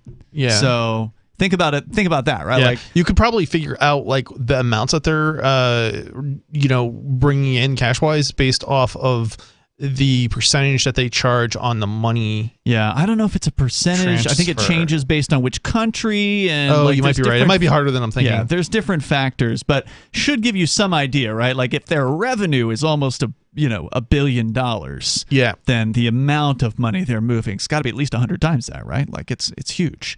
I mean, there's a tremendous amount. I can't imagine it's more than like I'm trying to think like what they usually charge, but it depends. It depends on the amount. Depends on the location. It does, but it's still like still a lot on a lot of it's a big percentage on a lot of these small transactions. Yeah, it's billions of dollars. Yeah, so now they're teaming up with the Stellar blockchain, which is, in my opinion, one of the more interesting cryptocurrencies out there. The Stellar started from Ripple. One of the founders of Ripple wanted to kind of walk away from Ripple and do his own thing, and Ripple was founded to like help the banks. That's basically all that Ripple exists for. They want to pitch their product to banks. They want to make the banking more efficient or whatever, and now they're loaded up with a lawsuit from the SEC. Oh yeah, result of that. I thought that was funny because they were always so on board with we have to go and cooperate with government and they were look what it got them. Yeah, it was like they were so pro government, and it's like pro mafia. Yeah, and then the mafia went after them. And look at what it did for you. Absolutely nothing. They're still going after you. Yep. And so the difference was that Stellar is basically a copy of Ripple. As I understand it, I'm not an engineer, haven't checked. I'm sure they've changed it since then, but it was something that was supposed to be more open source. It was supposed to be something that anyone could, join on and use to create a token, for instance. And so MoneyGram's one of those companies, right? Like there's been a bunch of companies that have jumped in there, and they're using the Stellar blockchain to transfer funds from one place to another, according to the story. Donnell Dixon, who's the CEO and the executive director of the Stellar Development Foundation, said in an interview, quote, "Working with MoneyGram allows end consumers to have on and off ramps everywhere that MoneyGram's vast agent network supports this. So this is just transformational in terms of being able to exchange crypto for fiat and fiat for crypto." Is it already running, or is it being proposed? It is starting as a pilot, apparently, in the fourth quarter of 2021. So supposedly there's some locations maybe or early access to this. Early 2022, we'll see a gradual rollout of the ledger-based stablecoin bridge between crypto and local currencies with a view toward connecting MoneyGram's 150 million or so consumers. So if that is indeed what is going to happen here, that if you can actually send crypto into this system and then use MoneyGram as a cash pickup, that would actually be a pretty useful feature. Would you be able to send it to yourself and just kind of turn your crypto into cash? If I mean, you're going to be paying a fee for it, though. But you're always going to pay a fee. I mean, you can the question is the fee higher than what you would pay otherwise? Well, that's the thing. If you go look at Coin ATM Radar, for instance, it's a website that lists the different crypto, mostly vending machines, but some of them actually will vend cash out. So most of these things, you put cash in and you get crypto out, but some of them are what they call two-way machines, and some of these machines, you're paying 10%. Yeah, if not more. It's interesting because most people seem to buy crypto, but they don't seem to cash out of crypto. So it's very, I don't know, it's very interesting. Well, those are probably the people you know. There are a lot of people who are cashing out of crypto. I'm thinking of like business owners that are accepting crypto. I agree with you. Around here, most of the business owners are holding on to the crypto because they see it as something that could grow in value. But we know at least one business owner that is fairly often cashing out crypto. There's one guy in particular. True. Yeah, and I mean, there's others who we know who've also spent it after it went up a bit, like usually, on vacations and things like that. Yeah, usually those people they'll call a friend or they know somebody who will buy the crypto from them and give them cash, and that's obviously the easiest and the most private way to cash out of crypto. But for a lot of people that maybe they're unbanked, they don't have the ability to just sign up for Coinbase or Uphold.com or one of these other websites that'll connect to your bank account and let you cash out that way. To actually be able to walk into a physical location, like MoneyGram, for instance, I don't know if it's 7-Eleven. I think Walmart uses them, if I recall correctly. But imagine being able to walk into a Walmart or any other MoneyGram location and punch in a code on a computer and then have it spit cash out if they take 5% off the top. But if it's supposed to be a wiring thing, would it give you the option to wire it to the same exact machine you're using? We don't know. I mean, we haven't. I obviously can't test it, but some people can. Yeah, there's a lot of places that will do your crypto these days, and there's getting more competition to it. I think. Isn't there like the Coinstar machines? Won't they do it too? Aren't they now? They will only let you buy cryptocurrency at Coinstar. Okay, so no, okay. So I guess we're talking about cashing out. So yeah, okay, fair enough. Cashing out's one of the harder things to do, right? Like that's actually one of the biggest challenges. People do it. I feel like so. But those are just the people you know, Chris. There are people everywhere who their biggest objection to crypto is, "What do I do with it?" Spend it. But you can't. You got to remember, you live in Keene, I don't spend New it just in Keene though. Like I spend it on all sorts of things on the internet. It's like No, I get what you're saying. There are things you can buy online with cryptocurrency. Yeah, but you can't go down and buy a gallon of milk. In most places, unless you live in Keene, where some of the actual convenience stores take. I have bought milk. I have bought milk with crypto. So where? In Money Moose Mart. Money Moose Mart, yeah. Right, like I said, if you live in Keene, New Hampshire, you live in a place that's you live in a very special place. Yes, I do. And 99.999% of the rest of the world still needs to use cash to go and buy things. Plus, they're trying to use cryptocurrency to get rich, so they want to buy something luxury or something they're not going to be able to buy. You want to get a Lambo? Yeah, you're not going to be able to buy a Lambo if they hodl long enough without turning it into fiat. All right, more coming up here. I still think this is useful. I think that what they're proposing here is a very useful service because cashing out is a challenge for a lot of crypto users. There's more coming up. It's Free Talk Live. I've been told no in many different ways. I give you an order and you're going to obey it. George, you can go this way. You can do that and you have to leave here. You cannot bring Simon to the rally. Walk with me. Well, I'm comfortable here, actually. Whoa. Hey. Who do you think you are? Excuse me. There is no video and audio allowed in this office. No, I have work today. You ain't going to make it. Wait a minute. Hey! Oh my God! Unbelievable! Why are you running from me? Because you scared me. What am I being detained for? You're being served. What is this? You're being served. What is this? If you're a Democrats have a funny way of telling people no. That's the sound of the men working on the chain. Derek J's Victimless Crime Spree. Watch it for free and order the Director's Cut DVD at victimlesscrimespree.com.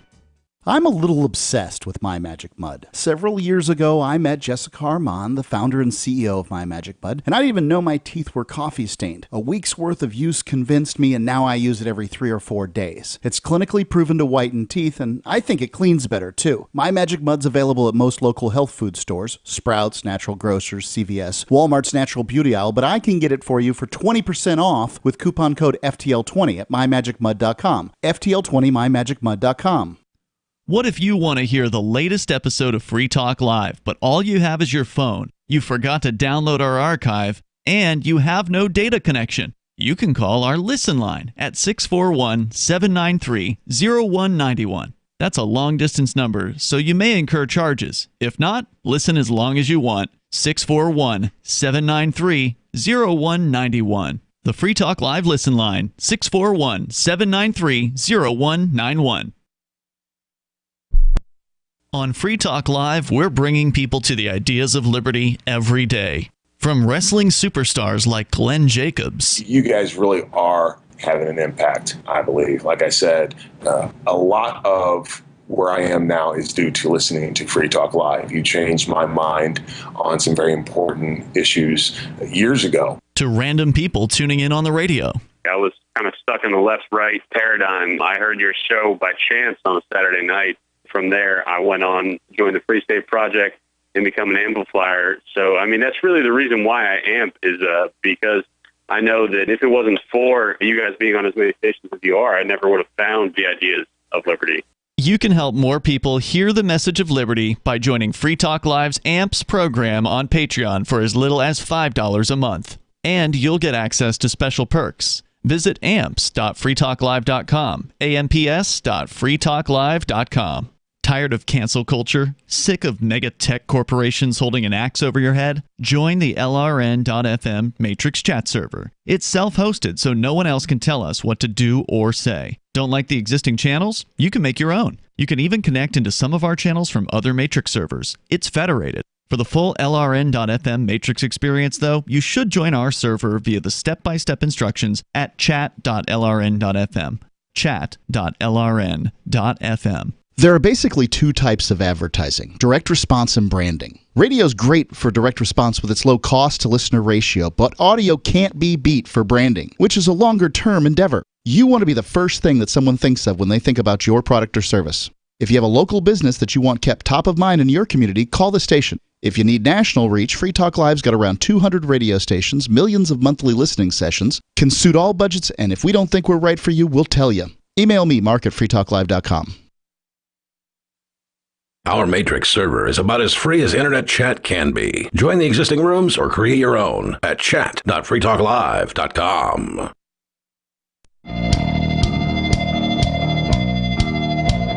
This is Free Talk Live. You can bring up whatever you want. The number is 603-283-6160.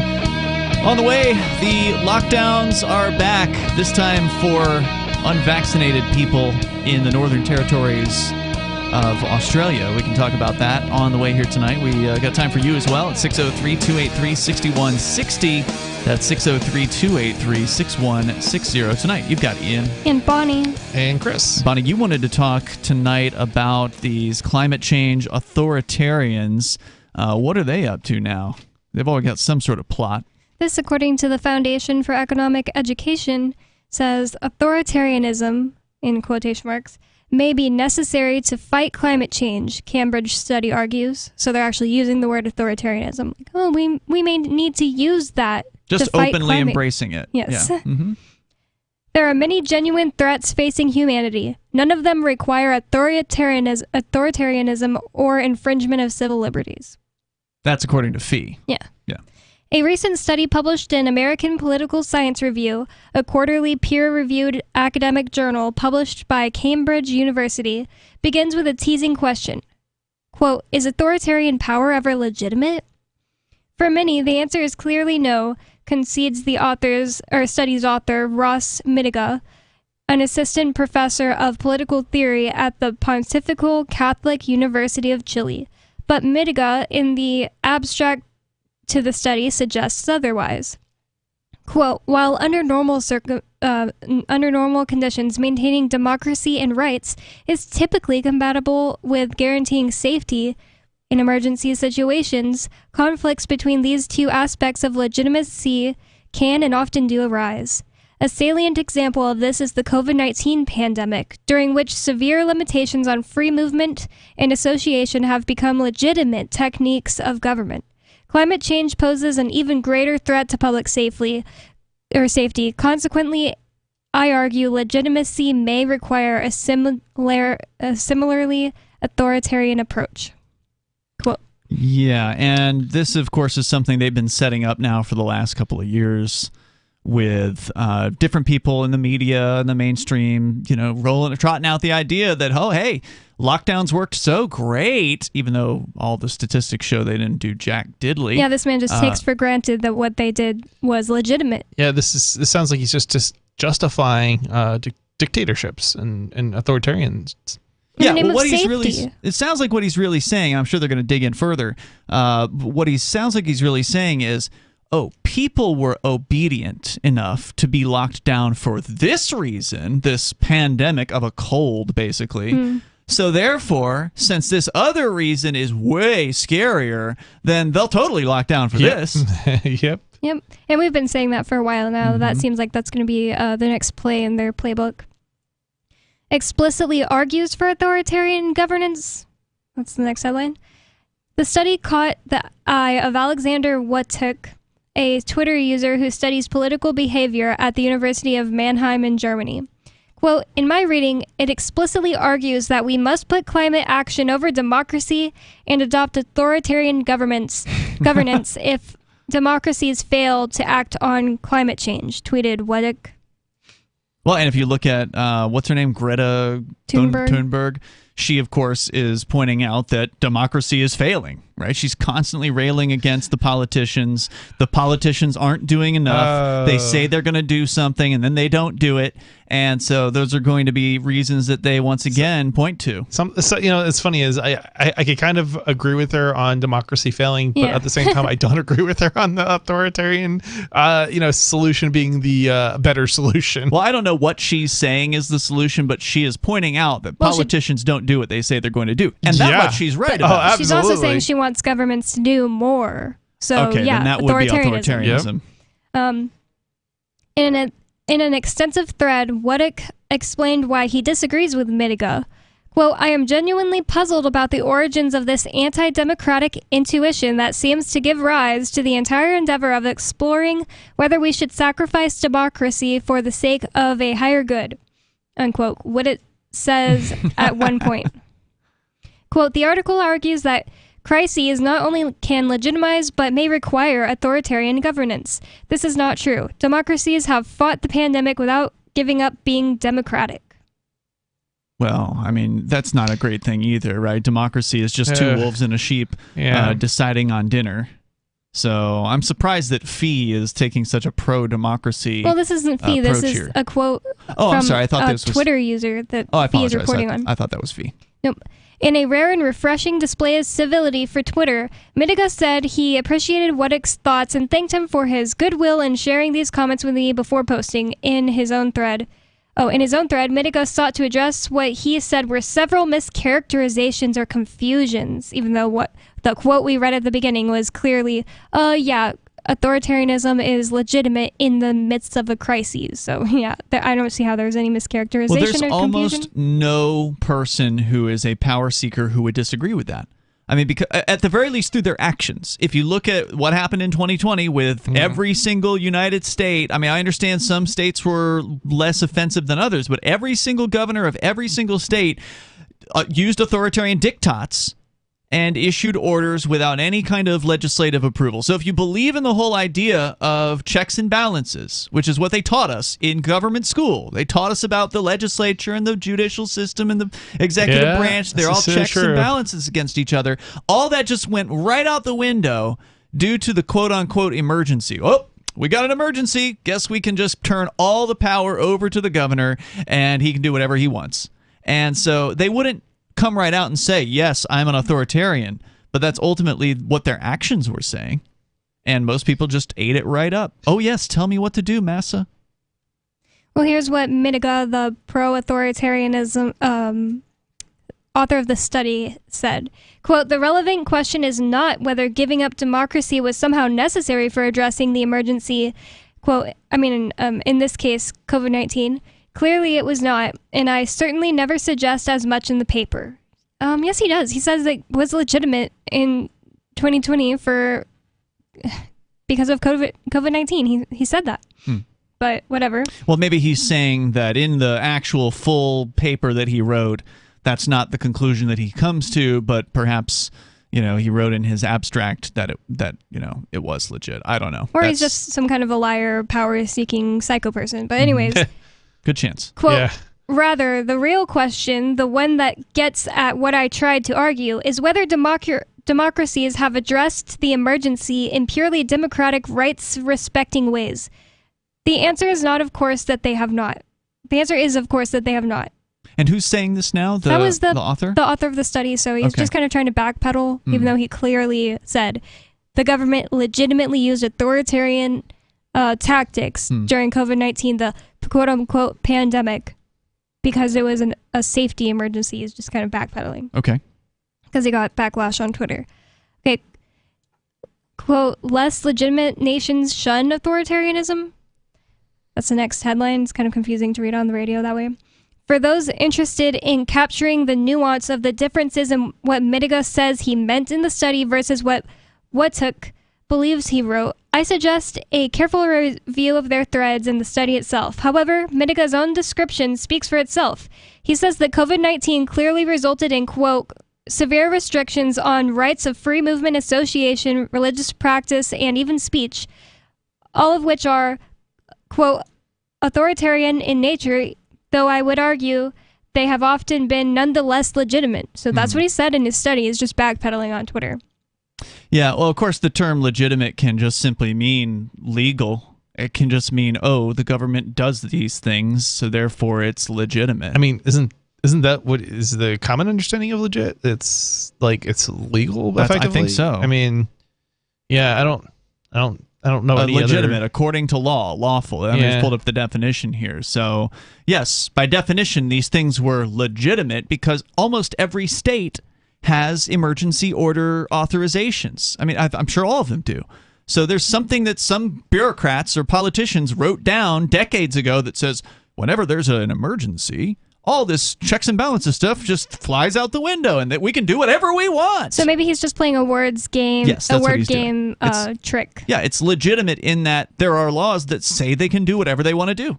The whole thing, the whole idea of, you've got rights is a joke. That's why I said to David Olson, a frequent caller on the on this show, I said to him one time, what do you mean by illegal law? The government of your state passed a law and you're saying it's an illegal law, that they did it and people aren't burning down the Capitol in your state, so... Yeah, I mean, maybe it might be unconstitutional. Yeah, and I know that's what he meant, but yeah. He was just being dumb about it. Well, the only way you can prove it's unconstitutional is by asking for the men in robes, or the men and women wearing robes, to decide that. Yeah, and they won't most of the time. That's right. There's more coming up here. In fact, speaking of those people in robes, they were hearing the government, or the federal government mandate on the business owners for the vaccine. That case got heard today, so you're going to have a ruling coming out soon on that, I imagine. There's more coming up here about authoritarianism. You can share your thoughts as well on Free Talk Live. If you want to know the latest about Free Talk Live before we go on the air, all you need to decide is how you want it delivered. It's your choice. Visit news.freetalklive.com to receive our usually weekly news updates by email. Plus, we have a Twitter account at twitter.freetalklive.com, and you can follow us on the decentralized Mastodon platform at toot.freetalklive.com. So please follow us at toot.freetalklive.com and sign up for our emails at news.freetalklive.com. Do you feel like your nation, state, or community no longer holds your values? Have you dreamt of a place where people agree that liberty is important and are free to pursue their projects so long as they respect the property of others? There are many people just like you that are discovering freeprivatecities.com. Their social media links are at the upper right of the page at freeprivatecities.com. All skill levels will be needed when the first of the Free Private Cities opens. It's sooner than you think. Stop arguing and build. freeprivatecities.com. Looking for a great real estate investment? Consider New Hampshire, which is ground zero for the Liberty Movement. Your first call should be to Mark Worden from Porcupine Real Estate. He's more than just a real estate agent. He's your New Hampshire concierge. Where are the best places to live? Do you want farm, city, the burbs, or forest? Do you want a duplex or multifamily building so that renters pay your mortgage? There are homes in all price ranges in New Hampshire, and Mark can help with financing too. Invest in liberty and property. Mark Worden can help. PorcupineRealEstate.com. There are lots of ways to listen to Free Talk Live. Our podcast has been around since podcasts began, and now the FTL feed is loaded with content besides our full show archives. Did you know that we make it easy for you to customize your podcast subscriptions? We have different feeds, one that includes only our full shows, one with just the Daily Digest, and our main feed that includes everything. You decide what you listen to. It's quick and easy to customize your feeds at feeds.freetalklive.com. That's feeds.freetalklive.com. You're listening to the live edition of Free Talk Live. Hour number 3 is next after the news here on the Liberty Radio Network at LRN.FM. From Feature Story News in Washington, I'm Simon Marks. It is a cliche, but in the case of Sidney Poitier, it is true. Tributes are flooding in after news of the actor's death at the age of 94 was confirmed by the government of the Bahamas. He was the first black actor ever to win an Oscar. That came as early as 1963 for his role in the film Lilies in the Field. In Guess Who's Coming to Dinner 4 years later, he starred alongside Spencer Tracy and Katharine Hepburn as the black fiancé of their white daughter, played by Catherine Houghton. Sidney Poitier said he knew at the time it was a groundbreaking film. How possible was it then, in 1967, to make a film like that? It was close to impossible, primarily because the industry was not ready for such a film. And I thought it was a wonderful idea. He spoke there to the American Film Institute. His films include Heat of the Night, A Raisin in the Sun, The Blackboard Jungle, To Sir with Love, and others far too numerous to list. He opened doors for generations of minority actors, producers and directors, and engaged in substantial amounts of humanitarian work for the United Nations and others. He was knighted by the Queen in 1974 and awarded the Presidential Medal of Freedom by Barack Obama in 2009. In other news, President Biden insists his economic plan is working, even though the country created only 199,000 new jobs in December. From FSN's business desk in New York, Will Denzelo reports. The leisure and hospitality sectors saw the biggest leap in hiring, but a surge in COVID-19 cases, fueled by the Omicron variant, is being blamed for the weak overall jobs figures. Labour market participation remains a concern too. But the unemployment rate fell from 4.2% to 3.9%, which is better than some on Wall Street had predicted. William Denzelo, New York. British lawmakers are mourning the sudden death of a prominent trade unionist and Labour Party Member of Parliament. Jack Dromey was 74. He had served in Parliament for the last 11 years and was married to another leading figure in Britain's Labour movement, Harriet Harman.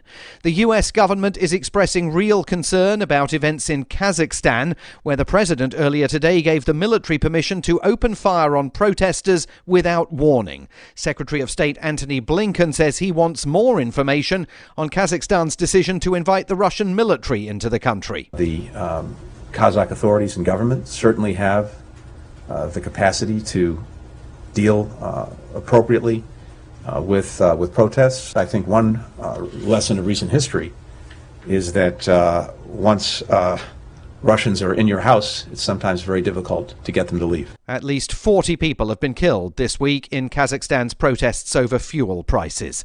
From bureaus worldwide, this is FSN.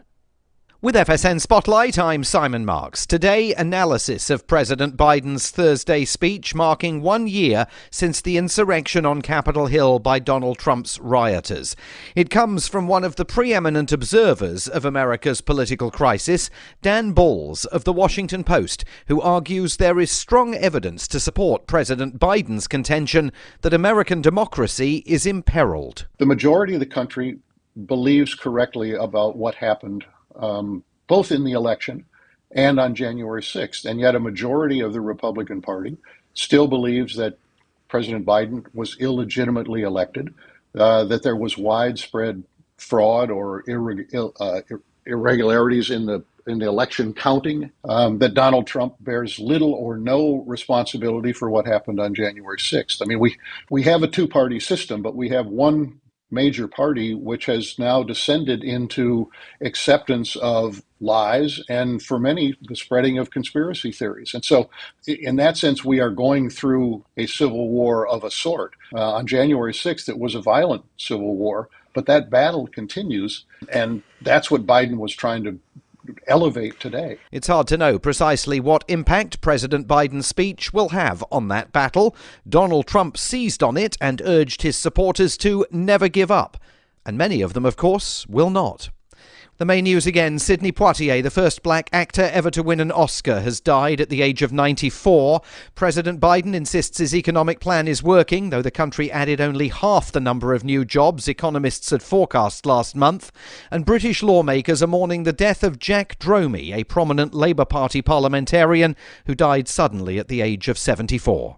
There's more from us on Twitter at Feature Story. And that is the latest Feature Story news. Simon Marks reporting. Everyone in Pennington is talking about it. Something smells like weed in that back part of the library. Head librarian Cookie Stevens and library volunteers Margaret Mosier and Gail Fredericks were in the middle of discussing the upcoming used book sale againza when they smelled something strange. So he smelled marijuana somewhere, and we're like shocked. Yeah. And so Doug goes, "Do you smell it?" Without any way to confirm that the smell was indeed weed, Cookie Stevens called her husband Sheriff Stevens, who called in local ceramics teacher Dutch Gibbs, who lived in Seattle for a few months in the 70s. Yeah, that's weed.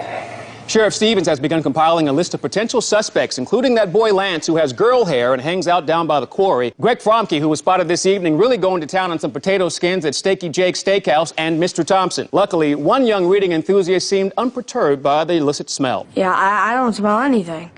I really love the library. The weed smell comes on the heels of last month's discovery of a gigantic pair of women's underpants in the children's fiction section. According to Stevens, that case remains open as well.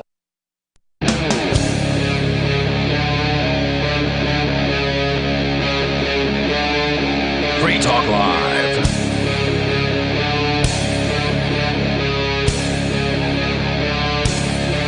This is Free Talk Live, and you can join us. You can bring up whatever's on your mind. The number here is 603-283-6160 as we kick off the third hour of the program tonight. It's Ian. It's Bonnie. And Chris. And we're talking about authoritarianism, and of course, authoritarianism really shines. And I don't mean in a good way, but it starts to get on fire. Like, people start to really want it, to desire to be told what to do when they're afraid.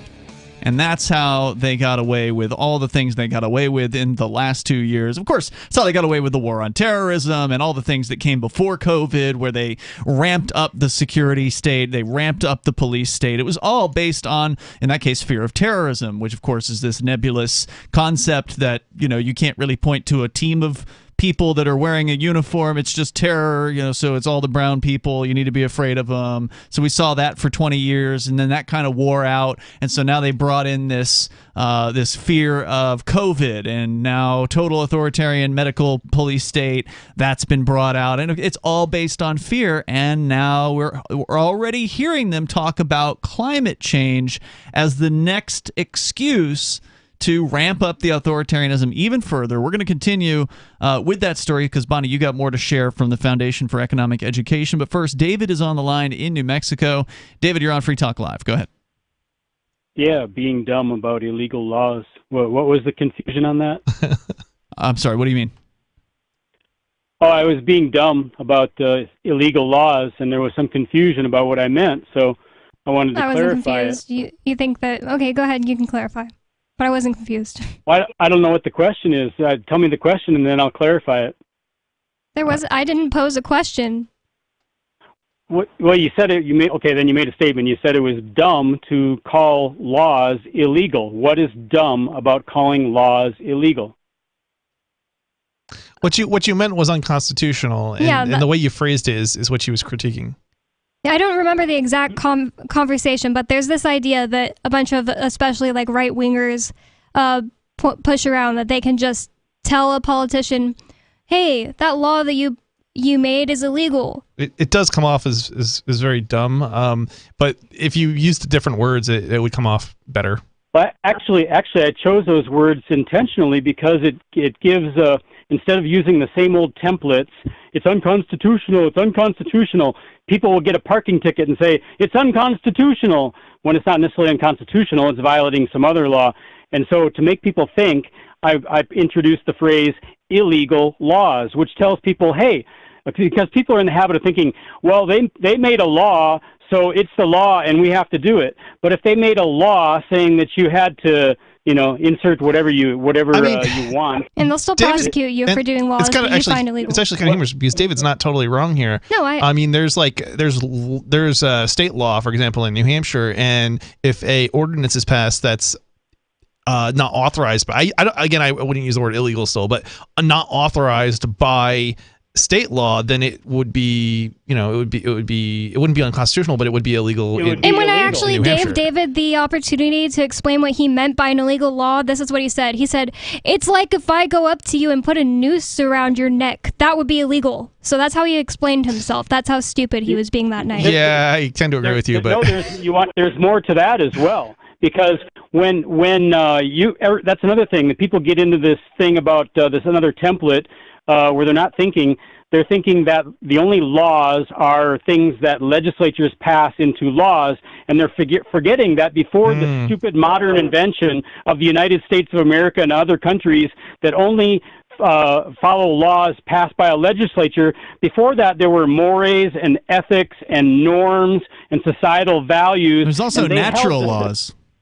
Right, yeah. And that's what those are. And they were the law before the government came along and told you that the only law is the law that I give you because I'm the government. Yeah. Well, try getting out of jail using this argument. It's not going to get you anywhere. Well, I get where David's coming from on Adam this. Kokesh got out of jail using that exact same philosophy. There's also case law, too. I don't support what Bonnie's doing with calling names, per se, but I do understand where she's coming from on this. I think her argument is that when they pass a law, which is just words written on paper by men and women, most of whom you don't know, and they're complete strangers, that it is gone through a legal process. Like, they have done it from their perspective, they believe legally, and then it's only other people in robes who can determine whether or not that was done legally or not. And of course, if it was determined to be illegal or unconstitutional, there's no penalty for them. So it doesn't have the same sort of flavor as most things that are illegal, because if we do things that are illegal, they do put us in a prison cell. Here's the lawyer explanation for it. It's so if you have something that's unconstitutional, like a law that's unconstitutional, it's still legal until it's overturned. That's right. So that's like what the lawyers do. That was y'all's argument, I think, on this one. And thank you, David, for the call tonight. Appreciate it. The number here is 603-283-6160. Ultimately, it's just mincing words over illegal versus unconstitutional. Yeah. And regardless, I mean, to me, I don't care whether it's legal or not. Bad laws should be disobeyed. Right. It's not that I'm saying, you should obey these laws because they're legitimate and they're legal. It's just that I'm tired of hearing Republican-type people saying, like, their only argument against the government doing something is they didn't do it the way that they said they were going to do it. You already know they're going to do that. They don't play by their own rules. Right. Sorry. They do whatever they want. Yeah, I mean, and most of the time they get away with it. I agree with you guys. I think it's better to argue against something rather than saying, but it's illegal. I mean, it might not be legal, but you won't know that until it ends up in a courtroom, and then maybe not even after that, because you might have to appeal it. And then, of course, it never gets appealed. And then the government or the courts won't even allow you to appeal it because, the Supreme Court, they only take like less than 1% of cases, at least at the federal level. Or they'll just side with their side, which is the government. Right. Yeah. A lot of the time, the thing that is illegal is actually the moral thing. So, for instance, like helping a slave escape. Sure. That's one example. Or just putting what you want in your own body. It's your body. It's your choice. Absolutely. That's your morality in that case. What else about these authoritarians, Bonnie, when it comes to climate change, do we need to know from Foundation of Economic Education? There was a study that came out by somebody in Cambridge University named, his last name is Mitiga. That's how they're referring to him in this article.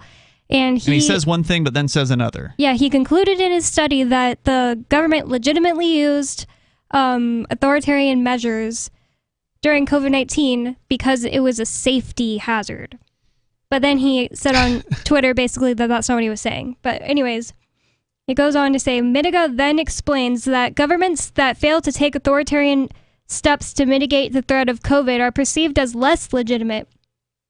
Think here of the Trump or Bolsonaro governments. He said that. Quote, I believe the same is true with respect to climate change, Mitiga explains. This is him on Twitter trying to backstep that he said we need authoritarianism in times of crisis. I don't know if I agree with him as far as his assessment that governments that don't take the most authoritarian steps are seen as less legitimate. What they're doing is they're using the argument of safety to excuse violence. That's literally what they're doing, because if you don't do what they tell you, they're going to use violence against you. I think it depends, to take that, what he's saying, to dig into it a little bit further. I think it depends on who's looking. Yeah, he's a academic in Cambridge University. It's probably his cohorts that agree with him. So people on the left that agreed with the authoritarian crackdowns, that want to mandate vaccines, the people that are really like go to the wall with authoritarianism on COVID, they would see governments like, the Florida government or the South Dakota government, or, some of the ones that were at least perceived as less authoritarian compared to the rest of them. They would certainly see them as less legitimate. But the people who love those governments see them as more legitimate, right? There's so much lauding for the governor of Florida, even though he's just a police state, authoritarian in his own right. But the people who are against all of the authoritarianism with regards to COVID see him as like a freedom fighter, but yet they still support him as governor. They don't want to see him leave the governorship. They want him to run for president. So it really just depends on your perspective. I think there's plenty of people who see governments like the Florida government gang and the ones in other lesser, COVID restriction states as completely legitimate, and they love those governments. So the only people who really see the truth in this, of course, are the libertarian-minded folks. And not even all of them. There's more coming up here. It's Free Talk Live. So you've signed the Shire Society Declaration and are planning your move to New Hampshire to be around more liberty-oriented people. Next, sign up for the Shire Society Forum at forum.shiresociety.com. There are a bunch of people there who are already in the Shire, and they want to meet you. If you're already in the Shire physically, you should also come by the forums. Remember, not everyone uses Facebook. New people are signing up for the Shire Society Forum every month, so drop in and say hello at forum.shiresociety.com. When a lunar observatory detects a radio broadcast originating from Proxima Centauri, the nations of Earth discover their first contact with an alien race may also be their last. With the Proximans facing an extinction-level disaster, Earth must choose between sending a ship on a multi-year journey or allowing nature to take its course. Saving Proxima, a hard science fiction thriller by Travis S. Taylor and Les Johnson from BaneBooks.com. The new 4th edition of Healing Our World, The Compassion of Libertarianism, will take your understanding of liberty to a deeper level and has over 1,300 updated references, new cartoons, and a foreword by Dr. Ron Paul. With discounts for multiple book purchases, the 4th edition of Healing Our World is a great gift for the liberals, pragmatists, environmentalists, and Christians in your life who think libertarianism is cold-hearted. Get yours today at healing.freetalklive.com and use promo code FTL for a $5 discount. Are you tired of governments murdering people around the world? Stop using their money. There is an alternative. Bitcoin is a stateless, free market, non-political currency. Bitcoin cannot be inflated or controlled by any government. By using their money, you're helping the state. Stop doing it. You have an incredible alternative available now. Learn it, use it, spread it. Get started with Bitcoin at bitcoin.com. That's bitcoin.com. The Free State Project has reached its goal of 20,000 liberty lovers who've pledged to move to New Hampshire and get active to achieve liberty in our lifetime. Perhaps you're trying to figure out what part of New Hampshire should be your destination. If so, consider Keene. You'll find more than 150 reasons to move to Keene at move.freekeene.com. Keene is famous for its historic, publicity-generating activism, as well as being the liberty media capital of the world. It's home to freekeene.com, New Hampshire's destination for liberty activism, news, and opinion. For years, we've been compiling over 150 reasons to move to Keene at move.freekeene.com, where you'll learn about some of what's happening here and what makes Keene a great place to live. If you love liberty, you'll probably enjoy anywhere you end up in the Shire. But do your due diligence first. Please visit move.freekeene.com for the full list of over 150 reasons to move to Keene. That's move.freekeene.com.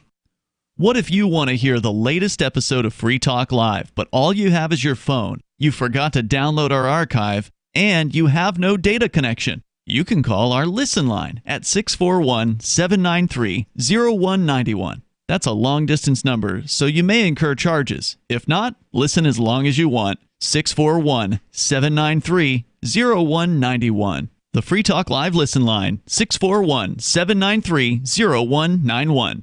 My name is Jacob Hornberger. I'm president of the Future of Freedom Foundation, which Congressman Ron Paul awarded for having an outstanding freedom website. Write us at fff@fff.org, and we'll send you a free 3-month subscription to our monthly journal of libertarian essays and our booklet, Economic Liberty in the Constitution, which George Mason University economics professor Walter Williams praised in a recent column. That's fff@fff.org. You can stick it to the man and big tech. Join our FTL social mastodon at social.freetalklive.com. This is Free Talk Live. 603-283-6160 is the number here. That allows you to bring up whatever you want. 603-283-6160. By the way, we've been telling you about how Intercoin can help any business and organization launch their own currency or raise money using their own token. And now Intercoin has launched its investor token on a worldwide on an exchange at xmarkets.com, exmarkets.com. All you need to sign up there is just an email address, so you keep your privacy intact. xmarkets.com. You can buy or sell ITR, which is the Intercoin Investor Token. And to get the ITR, you do need to deposit other cryptos like Bitcoin. You can trade them for Tether, and then you can use the Tether to buy ITR at xmarkets.com. You just might be advancing the cause of liberty around the world. And to learn more about the Intercoin vision, head over to intercoin.org. We're talking about authoritarianism. In the chat over on our YouTube stream, people are talking about this governor goon over in Florida, DeSantis, who just gets all this press. He's so wonderful. From the right-wingers about how much of a freedom fighter he is, and all of this social media that's going around promoting this guy. Okay, so he said some things that were okay when it comes to mandates about COVID, but everything else about him is your standard right-wing authoritarian police status. So it sounds to me like you're saying you have no plans on moving back to Florida. Definitely have no plans to move back to Florida. There's no doubt about it. That's good to hear. But this guy, you don't have to dig very deep before you find out that this dude never found a pro-police law that he was against. Yeah. I mean, he's totally like a back-the-blue police statist. He passed a red flag law, by the way, so a lot of gun owners know what that means out there. Yep. He signed a minimum wage increase recently as well in Florida. So, I mean, the dude is just another government goon. That's all he is. Yeah, that doesn't even sound Republican. That sounds like a mix of Democrat and Republican. Thing. It's it's yeah. So anyway, you don't have to do too much digging on that character. But let's get back into your story, Bonnie. You've got more from the Foundation for Economic Education regarding authoritarianism and climate changes, the new forthcoming excuse, because they're still milking the COVID thing pretty hot and heavy. Yeah. But this is what they got on the horizon. So here are the lessons we can gain from this man Mitiga's study that proposed that authoritarianism is legitimate during times of crises. So say what you will about Mitiga's proposal, which is myopic and dangerous. His logic is sound. If legitimate governments embrace authoritarian measures to combat a deadly pandemic that poses a genuine threat to humans, why should they not embrace authoritarian measures to combat climate change, which many argue poses an even greater threat? That's the logic they will use to justify it. They'll say, well, we did it over here. We should do it over here. We should do it on this new thing. There's a popular meme among libertarians, quote, if you allow politicians to break the law during emergencies, they will create an emergency to break the law. Sure. Yeah. But then again, as we pointed out, they didn't break the law. All of these things that they did were authorized by statute. They actually just passed something. You know, it was an illegal law. They were legal because they were authorized by statute. Oh, those statutes are illegal laws. This reminds me of what the governor said. I think it was the governor. See how dumb that sounds? No, or the court. No. The New Hampshire Supreme Court said, like whatever the government does is like legal or something like that, like just by its very nature or something. See, that's what I'm saying. Those statutes are illegal laws, Ian. They're just illegal laws. So okay, let's just turn this all around. How about we just get rid of the government that decides it can create diktats that people have to live by? Yeah, that would be great. I mean, to the credit of the New Hampshire State House, they did just pass something that is going to put an extra tiny little check on the governor during a state of emergency. And I think the check, and again, if I'm getting all the details on this wrong, please correct me at 603-283-6160. I believe that it will require the legislature to weigh in, because it used to be that the governor could just keep on extending the state of emergency. Something like every 30 days it has to be approved by the I think they give him like almost 90 days, though. Oh, is it 90 days? I think so. It might be 90 I think days. I read that recently. But again, why would the governor sign this? He did, though. No, he hasn't. It just got passed. It just passed the House like this week. I thought that was part of the finance bill or something like that, or the finance. Oh, you're talking about last year. I think there was something last year that they stuck in the budget. I don't remember all those details, but there was something that they just this passed year too. This week. Interesting. This week to supposedly tighten things even down. more. But the question is, Hopefully why would he sign this thing?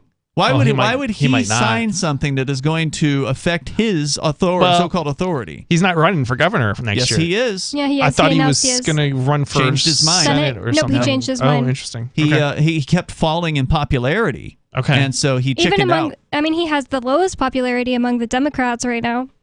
Yeah. Which is interesting because he wants more authority to become authoritarian during times of but crisis. Anyway, go ahead with the story, Bonnie. Well, it says, it's a cynical take, to be sure, but it contains more than a nugget of truth. The idea that if you let politicians break the law in an emergency, they will create an emergency in order to break the law. Mm-hmm. Progressives have long been frustrated by the American system, which was designed to disperse centralized power, something they feared above all else. Quote, the accumulation of all powers, legislative, executive, and judiciary, in the same hands, whether of a few or many, and whether hereditary, self-appointed, or elective, may justly be pronounced the very definition of tyranny, James Madison wrote in the Federalist Papers. Yeah, but the thing is, it's all in the same hands anyway. It doesn't matter if they're Republicans or Democrats. They just fight over the details. They all love power, and they all... I think they pretend to fight over the details and pass whatever they're going to pass anyway. Yeah. It says, for this reason, the founders created a federalist system with numerous checks and balances. How'd that work out? Yeah. That system endured stubbornly for generations, but over the course of the 20th century, the checks and balances eroded, not so much slowly as sporadically. In his book, Crisis and Leviathan, economist Robert Higgs points out that there's a pattern to the erosion of constitutional limits on power. They happen during crises. In 2020, the crisis was the pandemic, which precipitated lockdowns and the most widespread infringements on economic freedom in the U.S. history. Yep. Which saw the top 1% accumulate a record percentage of wealth. Some businesses are still empty. I mean, the lady that went out, 2 of her 3 restaurants went out of business. Yeah, those things are still empty. She hasn't had a new, renter in that space in more than a year, almost 2 years now. At this point, there are still store shelves that are partially empty as well. We were just at the grocery store today. At least 2 of the freezers were almost completely empty.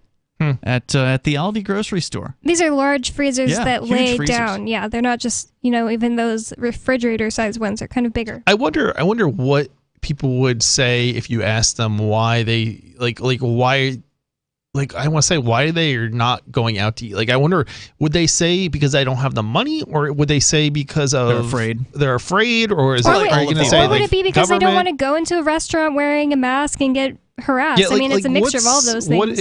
I mean, it's because it's like, I'm not surprised if it would have an economic impact regardless of what the government did, but to the degree that it did that's what I'm kind of curious about, like what the makeup is. Some places that used to be 24 hours are no longer 24 hours because they just don't have the staff to deal with it. There's lots of food places that I would never want to go to anymore because I know that the people in there are wearing masks and just coughing without covering their mouth because they're wearing a mask and touching their mask all day, sweating on it and breathing into it all day. We got more coming up if you want to join us here. Plus, the Australian Northern Territory, they're locking down against unvaccinated people. We'll tell you about it coming up. If you want to bring more liberty into your community, there's something you should see. Intercoin, the movement you might want to join. If you like Bitcoin, break through. It's true.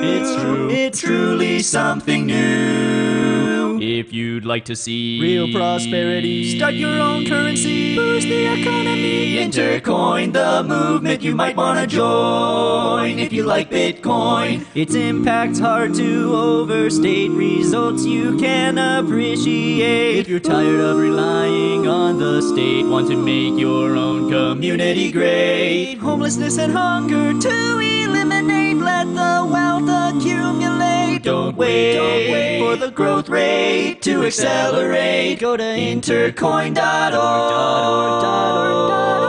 and get the coins for yourself. From Feature Story News in Washington, I'm Simon Marks. It is a cliché, but in the case of Sidney Poitier, it is true. Tributes are flooding in after news of the actor's death at the age of 94 was confirmed by the government of the Bahamas. He was the first black actor ever to win an Oscar. That came as early as 1963 for his role in the film Lilies in the Field. In Guess Who's Coming to Dinner 4 years later, he starred alongside Spencer Tracy and Katharine Hepburn as the black fiancé of their white daughter, played by Catherine Houghton. Sidney Poitier said he knew at the time it was a groundbreaking film. How possible was it then, in 1967, to make a film like that? It was close to impossible, primarily because the industry was not ready for such a film. And I thought it was a wonderful idea. He spoke there to the American Film Institute. His films include Heat of the Night, A Raisin in the Sun, The Blackboard Jungle, To Sir with Love, and others far too numerous to list. He opened doors for generations of minority actors, producers and directors, and engaged in substantial amounts of humanitarian work for the United Nations and others. He was knighted by the Queen in 1974 and awarded the Presidential Medal of Freedom by Barack Obama in 2009. In other news, President Biden insists his economic plan is working, even though the country created only 199,000 new jobs in December. From FSN's business desk in New York, Will Denzelo reports. The leisure and hospitality sectors saw the biggest leap in hiring, but a surge in COVID-19 cases, fueled by the Omicron variant, is being blamed for the weak overall jobs figures. Labour market participation remains a concern too. But the unemployment rate fell from 4.2% to 3.9%, which is better than some on Wall Street had predicted. British lawmakers are mourning the sudden death of a prominent trade unionist and Labour Party Member of Parliament. Jack Dromey was 74. He had served in Parliament for the last 11 years and was married to another leading figure in Britain's Labour movement, Harriet Harman. The US government is expressing real concern about events in Kazakhstan, where the president earlier today gave the military permission to open fire on protesters without warning. Secretary of State Antony Blinken says he wants more information on Kazakhstan's decision to invite the Russian military into the country. The Kazakh authorities and government certainly have the capacity to deal appropriately with protests. I think one lesson of recent history is that once Russians are in your house, it's sometimes very difficult to get them to leave. At least 40 people have been killed this week in Kazakhstan's protests over fuel prices. From bureaus worldwide, this is FSN. Don't miss a moment of Free Talk Live. Get our archives daily via our podcast at feeds.freetalklive.com.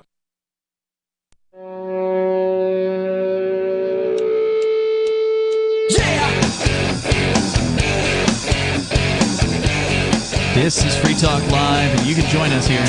The number is 603-283-6160. That's 603-283-6160. And here in the studio tonight, it's Ian. It's Bonnie. And Chris. You can bring up anything that you want, whether you want to talk about Australian authoritarianism, which is what we're going to get into here. The Northern Territories are now locking down for unvaccinated people. Or you can bring up anything that you want. Plus the tennis star that is being held in a hotel run by the government, which is now known for immigration detentions and maggot-ridden food. We'll tell you about that if we get the chance as well. But also we're raising funds for Give Directly, which is the first nonprofit that allows you to give money directly to people living in extreme poverty. They locate recipients who are in need, and they use mobile money to send them cash, no strings attached. In the last decade, Give Directly has given over $400 million to over 1 million people. Research shows that giving cash to people living in poverty can help drive a range of important positive changes in their lives, like employment, nutrition, health, and education. Plus, cash allows individuals to invest in what they need instead of relying on aid organizations and donors thousands of miles away choosing for them. And if that's what you prefer, we agree. You can go to give.freetalklive.com and you can help Give Directly, help families in Bomet and Kilifi counties in Kenya right now, and we will match up to $30,000 total in donations. So head over to give.freetalklive.com. I got audio here from Michael Gunner. This is the Northern Territory Chief Minister, as he is called, as he announces. I will now go through each of these decisions. More mandates. First, the lockout. The fully vaccinated can continue as they were. For people who are not vaccinated, lockdown rules will apply to everyone 16 and above. If you are not fully vaxxed, stay home. So I guess that just means that they don't mind Omicron, going ahead and thriving in their country because it's been proven that Omicron doesn't care if you're vaccinated or not. That's correct. Not that I think it's an actual threat. People even said that Omicron is less deadly than the other variants. It's more like a cold than the other cold-like variants. This is basically just a step to punish those who are not in agreement on this. Yeah, absolutely all this is. And by the way, don't forget, remember they always say that flus and things like this get worse during the wintertime. It's summertime there right now. Yeah. It's summertime in Australia. So yeah, this is totally about punishment. This is totally about taking away your rights. And let's continue. You are at greater risk of catching COVID, becoming ill, and needing hospital care. You may only leave home. Except that risk is almost zero. Okay, the idea that you're going to need hospital care if you are a younger person who's under the age of 80 and you don't have crazy comorbidities and you're not fat, you have almost no risk of anything. In fact, most people who have COVID never even know it because they're completely asymptomatic. But regardless, statistics don't matter. All that matters is fear. For 3 reasons. Medical treatment, including COVID testing or vaccination. He's going over the 3 reasons that you have if you are unvaccinated to leave your home in Northern Territory. What were you going to say? Never mind. So medical, you got to go to the hospital for something. Okay, you can leave for that. That's 1. For essential goods and services like groceries, power tokens, medications. To provide care and support to a family member or person who cannot support themselves. That's it. Those are the only reasons they say in the Northern Territories of Australia that if you are unvaccinated, you are allowed to be outside of your house. Not to take a walk, to be healthy. Nope. In fact, he specifically tells you here in just a moment that exercise is not included. You cannot travel more than 30 kilometres from your home when leaving for one of the 3 reasons, or the nearest practical destination. So if your family member who can't take care of themselves lives more than 30 kilometers from your home, then just forget about them. They're going to die. Or the nearest practical destination. Isn't that the exception, though? No, yeah, the exception is that. Even during the exceptions, he said if you're leaving your home for one of those exceptions, cannot leave or you cannot go for more than 30 kilometers. I think that, but then he says, or the nearest practical destination. So Northern Territories is a lot of nothing there, for instance. So if you're living out in the middle of nowhere and like the nearest grocery store is 40 kilometers away, then you're allowed to go to that grocery store. That's basically it. You need to go to the hospital and it's more than 30 kilometres from your home, that's okay. There are only 3 reasons to leave the home now, not 5. Work is not a reason to leave the home. Making money is not a reason to leave the home. So basically being able to pay for the food that you, for the essential stuff that they tell you, but you can't make money to actually pay for it. Yeah. Work is not essential, is what he just told people. Used to be able to leave for that reason under the previous lockdown. Yeah. But since people were so obedient and they did what they said, and they stayed home and they obeyed and they did what the government gang told them, well, now they're making it even more strict. Now you can't even go to work. Oh, what's that? You don't have the skills to be able to work from home? Your job doesn't allow you to work from home? Maybe you're a construction worker or you're a plumber or something like that. Nope, sorry. You're just going to have to, what? What are you going to do? Starve. I mean, I guess you could do phone sex or something like that. I mean, there's always something that I suppose that you can do from home. Those skills are not available to everyone, Ian. Right. I know you're good with that, but with radio, but some of us are not so great with that. Yeah, exactly. You shouldn't have to choose a career based on where you're forced to be. I mean, you might as well just be in a jail cell. Right? Because if you can't even leave it's worse the than house, a jail cell because you can't feed yourself. I bet it's a lot At least harder. in jail, they'll feed you That's usually. True. That's a good point. And I bet in Australia, it's like impossible to find an online job right now. Why? Where I you don't can. know. Yeah, because everybody wants to go get the online jobs, the That's stay-at-home true. jobs. Yeah, there probably is a lot of demand for that. All right, so there's one more thing, right? So he's saying you can't work. So what's the other thing that you can't do? For the unvaccinated, the Chief Health Officer has also determined that restriction of movement is critical right now and that 1 hour of exercise for the next 4 days is not essential. The health minister has determined that exercise is not essential. So here's a question. Am I understanding this is for 4 days? Well, I mean, I don't know if it's only for 4 days. To flatten the curve. I don't know if it's 4 days for just the non-exercise or what. It's not really clear how long this is going to last for.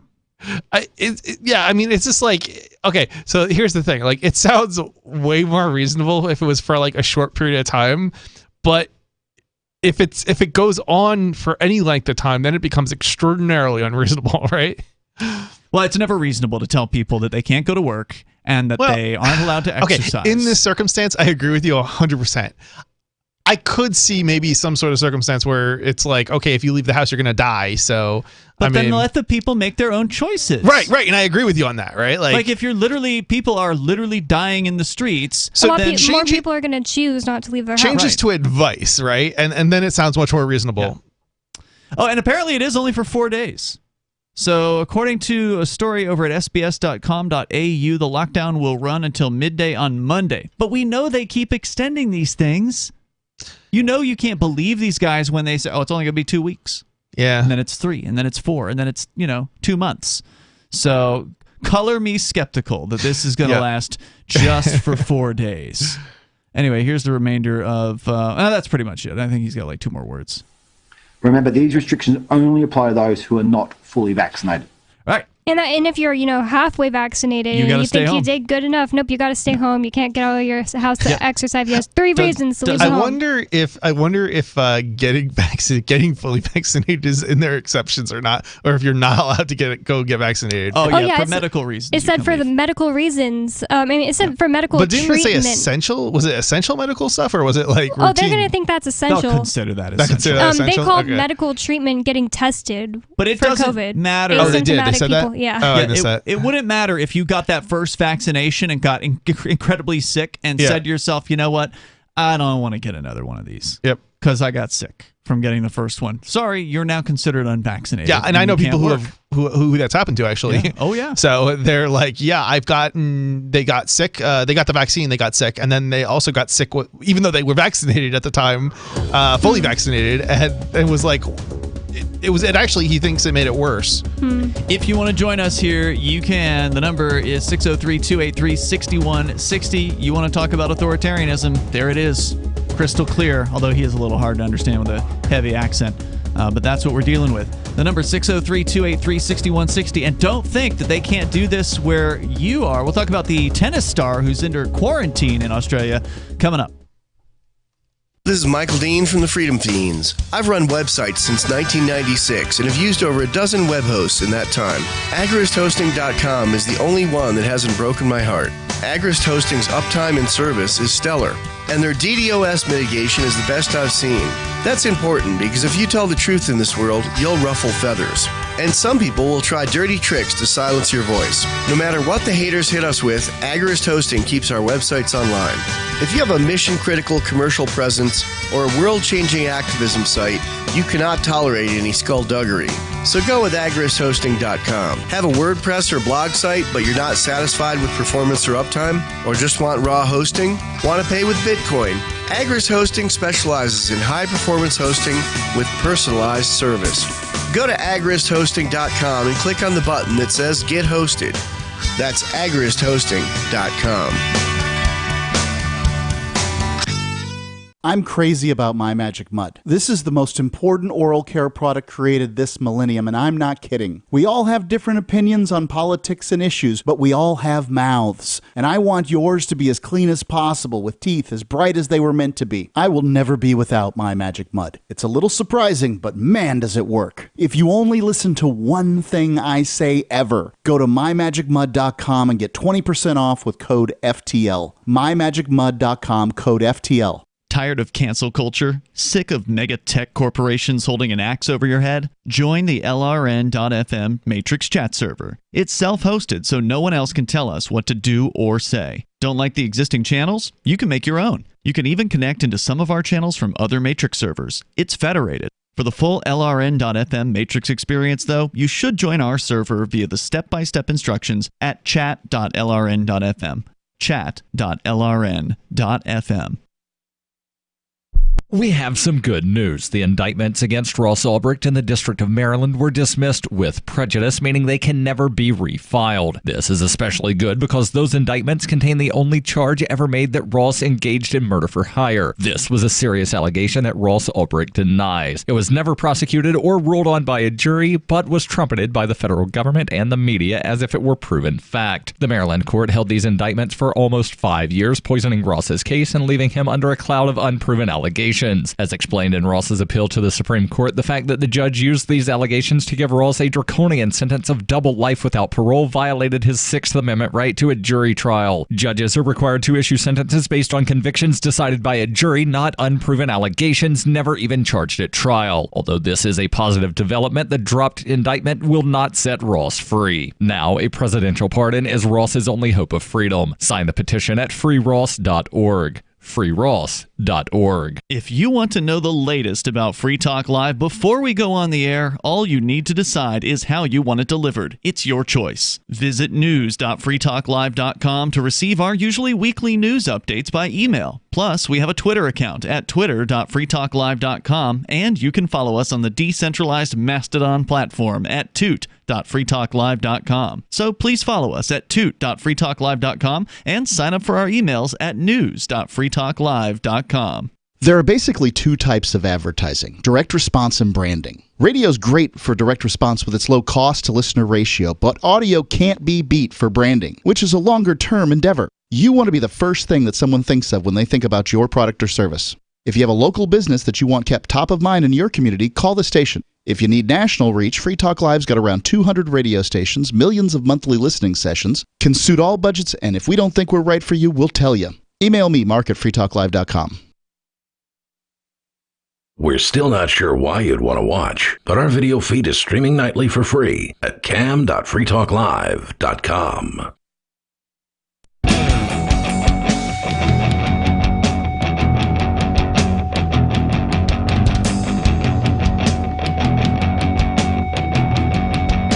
Free Talk Live, and you can join us in the remaining moments here. There's a number for you. You can dial in at 603-283-6160. That's 603-283-6160. It's Ian, Bonnie, and Chris in the studio here tonight. Don't forget, you can check out more of what Chris does. He hosts his own show. It's called Freedom Decrypted at freedomdecrypted.com. There are archives going back for a few years now, plus you can get them in video and audio format. You have a podcast for those that want to subscribe, and if you want to tune in live, you can do that on around 5 o'clock Eastern Time on Saturdays. at freedomdecrypted.com. Did I get all that? You got it perfectly. All right, very good. Check him out. It's a freedom-oriented tech show. So if you really enjoy the tech talk that we had at the top of the show, it gets even deeper. And, and that's where you can get all that. Yeah, it's a tech show for cripply people. Crippled people? Cripply people. No, it's a tech show for prickly people. Very good. Check them out. freedomdecrypted.com. We go to your phone calls and thoughts. And then if we get the chance, we'll talk about this tennis, number one, I guess, tennis star or something who is currently in detention in Australia as he just tried to go and attend some, Australian Open. Apparently he's not being allowed to do that. But first we go to Olivia in Arizona. You're on Free Talk Live. Happy Friday night, guys.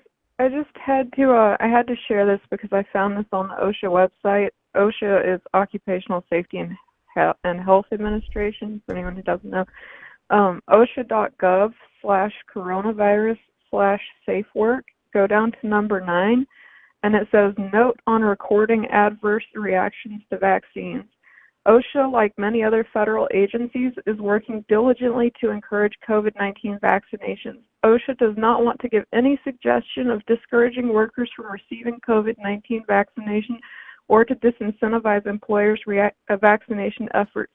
As a result, OSHA will not enforce 29 CFR Part 1904's recording requirements to require any employers to record worker side effects from COVID-19 vaccination at least through May 2022. Wow. Okay, so what does that mean? That usually they will require employers to record adverse side effects to things that they're mandating, but they're not going to do it with the COVID vaccine because they don't want to discourage people from getting it. Is that correct, Olivia? That's what I understood too. Huh. Okay. And this is the organization that's being used to by Joe Biden to make people demand that their employees get the vaccine. I see. Okay, so there would normally be a rule that OSHA mandates that these employers report these things. So they won't be required to, so they're waiving that rule, but that doesn't mean that they can't report them. It just means they're not required to, basically. It does say that right under that it says individuals may choose to submit adverse reactions to the federal vaccine adverse event reporting system. But I mean, how many people are going to bother to do that? Yeah, why would they give themselves extra work? How many people are even aware that they would have to do that, and they don't normally? Yeah, that's a great point. Yeah. Olivia, anything else you want to share? No, thank you guys. It's good talking to you. Thanks for the call. Appreciate hearing from you. Number 603-283-6160. According to Yahoo Sports, Novak Djokovic is a world number one tennis player with more than $150 million in prize money to his name. But this year, Melbourne is reportedly putting him up in a hotel best known for immigrant detentions and maggot-ridden food. The 9-time Australian Open champion has been stripped of his entry visa by border control agents for failing to give enough evidence that he is fully vaccinated against COVID-19 or has a valid medical exemption. So he was trying to come into Australia to go play at the Australian Open and has not been able to get in. So they are now mandating that he stay in a government-controlled hotel. I presume it was previously privately run, and then, somehow the government got control of it, and they're using it as an immigration detention center. So you know that it is not a 4-star hotel anymore. No. While he launches a legal battle to overturn the visa decision and defend his title in a tournament that's less than 10 days from now, the 34-year-old Serbian is widely reported to be lodged in the city's Park Hotel. The dark brown brick and concrete building is a far cry from the residence that Djokovic enjoyed last year when tough COVID-19 restrictions forced players to exercise in their hotel rooms and balconies while in quarantine. Then Djokovic reportedly sent, but presumably last year there was no vaccine, right? So they still had to let him in under their restrictions that they had. I think they had to quarantine for 2 weeks. Right. But no, now they can say, oh, well, you have to have a vaccine, and he's unvaccinated. Yeah. So he sent a letter to Tennis Australia complaining about the luxury hotel's conditions and demanding players stay in private homes. This was a year ago, with tennis courts and better food. This year, Djokovic is believed to be in an establishment housing around 32 detainees who cannot leave the hotel, and no one is allowed in or out except for staff. Migrants say that the rooms are very small. The Australia Border Control authorities have refused to confirm where he is staying, but the Park Hotel gained notoriety last December when a fire in the building forced refugees and asylum seekers to be evacuated. One person was hospitalized at the time. A week later, they've posted images to social media showing food that they'd been served, allegedly filled with maggots, alongside of moldy pieces of bread. Yikes. So you're talking about a clearly government-run operation here that, you know, if this guy, this tennis star, wasn't being housed here, would not be getting the same kind of attention that it is right now. So, you know, how bad is this place really? How bad is it, you know, the rest of the year when this tennis guys, because they're probably not serving him with moldy maggots, you know? Oh, it's the government. I don't know. But earlier in October, men reportedly contracted COVID in the facility, which has been the site of regular protests. Another detainee, Mehdi Ali, told AFP, that's the French press, that although Djokovic is his favorite tennis player, he was saddened by the prospect of the star being detained there. Quote, "The media will talk about us more, the whole world probably, which is so sad, just because Djokovic would be here for a few days." Unquote. Nearly 180 people have been released from detention at the hotel in the last year, and most of those remaining are said to have been brought into Australia for medical attention from their offshore detention in the tiny Pacific island of Nauru and in Papua New Guinea's Manus Island. Previously, it was known as the Ridges Hotel and served in 2020 as a COVID quarantine hotel, and subsequently was blamed for being the source of a wave of infections in the city. So, yeah, apparently the government didn't do so good at quarantining people there. It's so sad that they would do this to somebody who tried to come into the country instead of giving them the information up front, like, okay, if you come here, you're going to need this, this, and this, this, and this to prove that you're vaccinated, or else you're going to get put into this hotel. Yeah, you know, I think I overheard a conversation with, like, I don't know, somebody and their doctor, and basically they were given different sets of information, like the doctors were giving them, like, Typical proof, and then, like, I guess the state wouldn't accept that as like, but that's what they gave, like, that's what they did. So it's like, well, what am I supposed to do? Like, I can't get what what you government are demanding that I give you in order to do whatever it is, because that's not what the hospitals are giving. Well, plus there is a medical exemption, and he couldn't prove that he had the qualifications for the medical exemption. So it may be that he was told, hey, you know, if you've got a medical exemption, we'll let you in. Yeah. And then it's just one of those things where government bureaucrats, you never know how they're going to enforce things. There's one thing about how they've written the rules down, and then there's a whole other interpretation in how the government bureaucrats read them. Yeah, they'll tell you there's an exception to the, you know, there is an exception for you, but they won't tell you that you actually have to prove your exemption, right? So you don't have the stuff to prove your exemption, and then they won't let you in. Djokovic is waiting in his temporary new home for news of his legal battle. Meanwhile, a crowd of dozens of fans gathered in a nearby park playing music and protesting his detention. One of them, a female supporter, Gordana, said, "Do you know how I'm feeling? I'm feeling sad. And I'm feeling that I lost part of my heart because of Djokovic. Djokovic is like my son." Well, I'm glad to hear that people care at least enough to speak out about this, but unfortunately, no amount of protesting is going to shut this thing down. Obviously, it didn't work when people were protesting the treatment of the immigrants.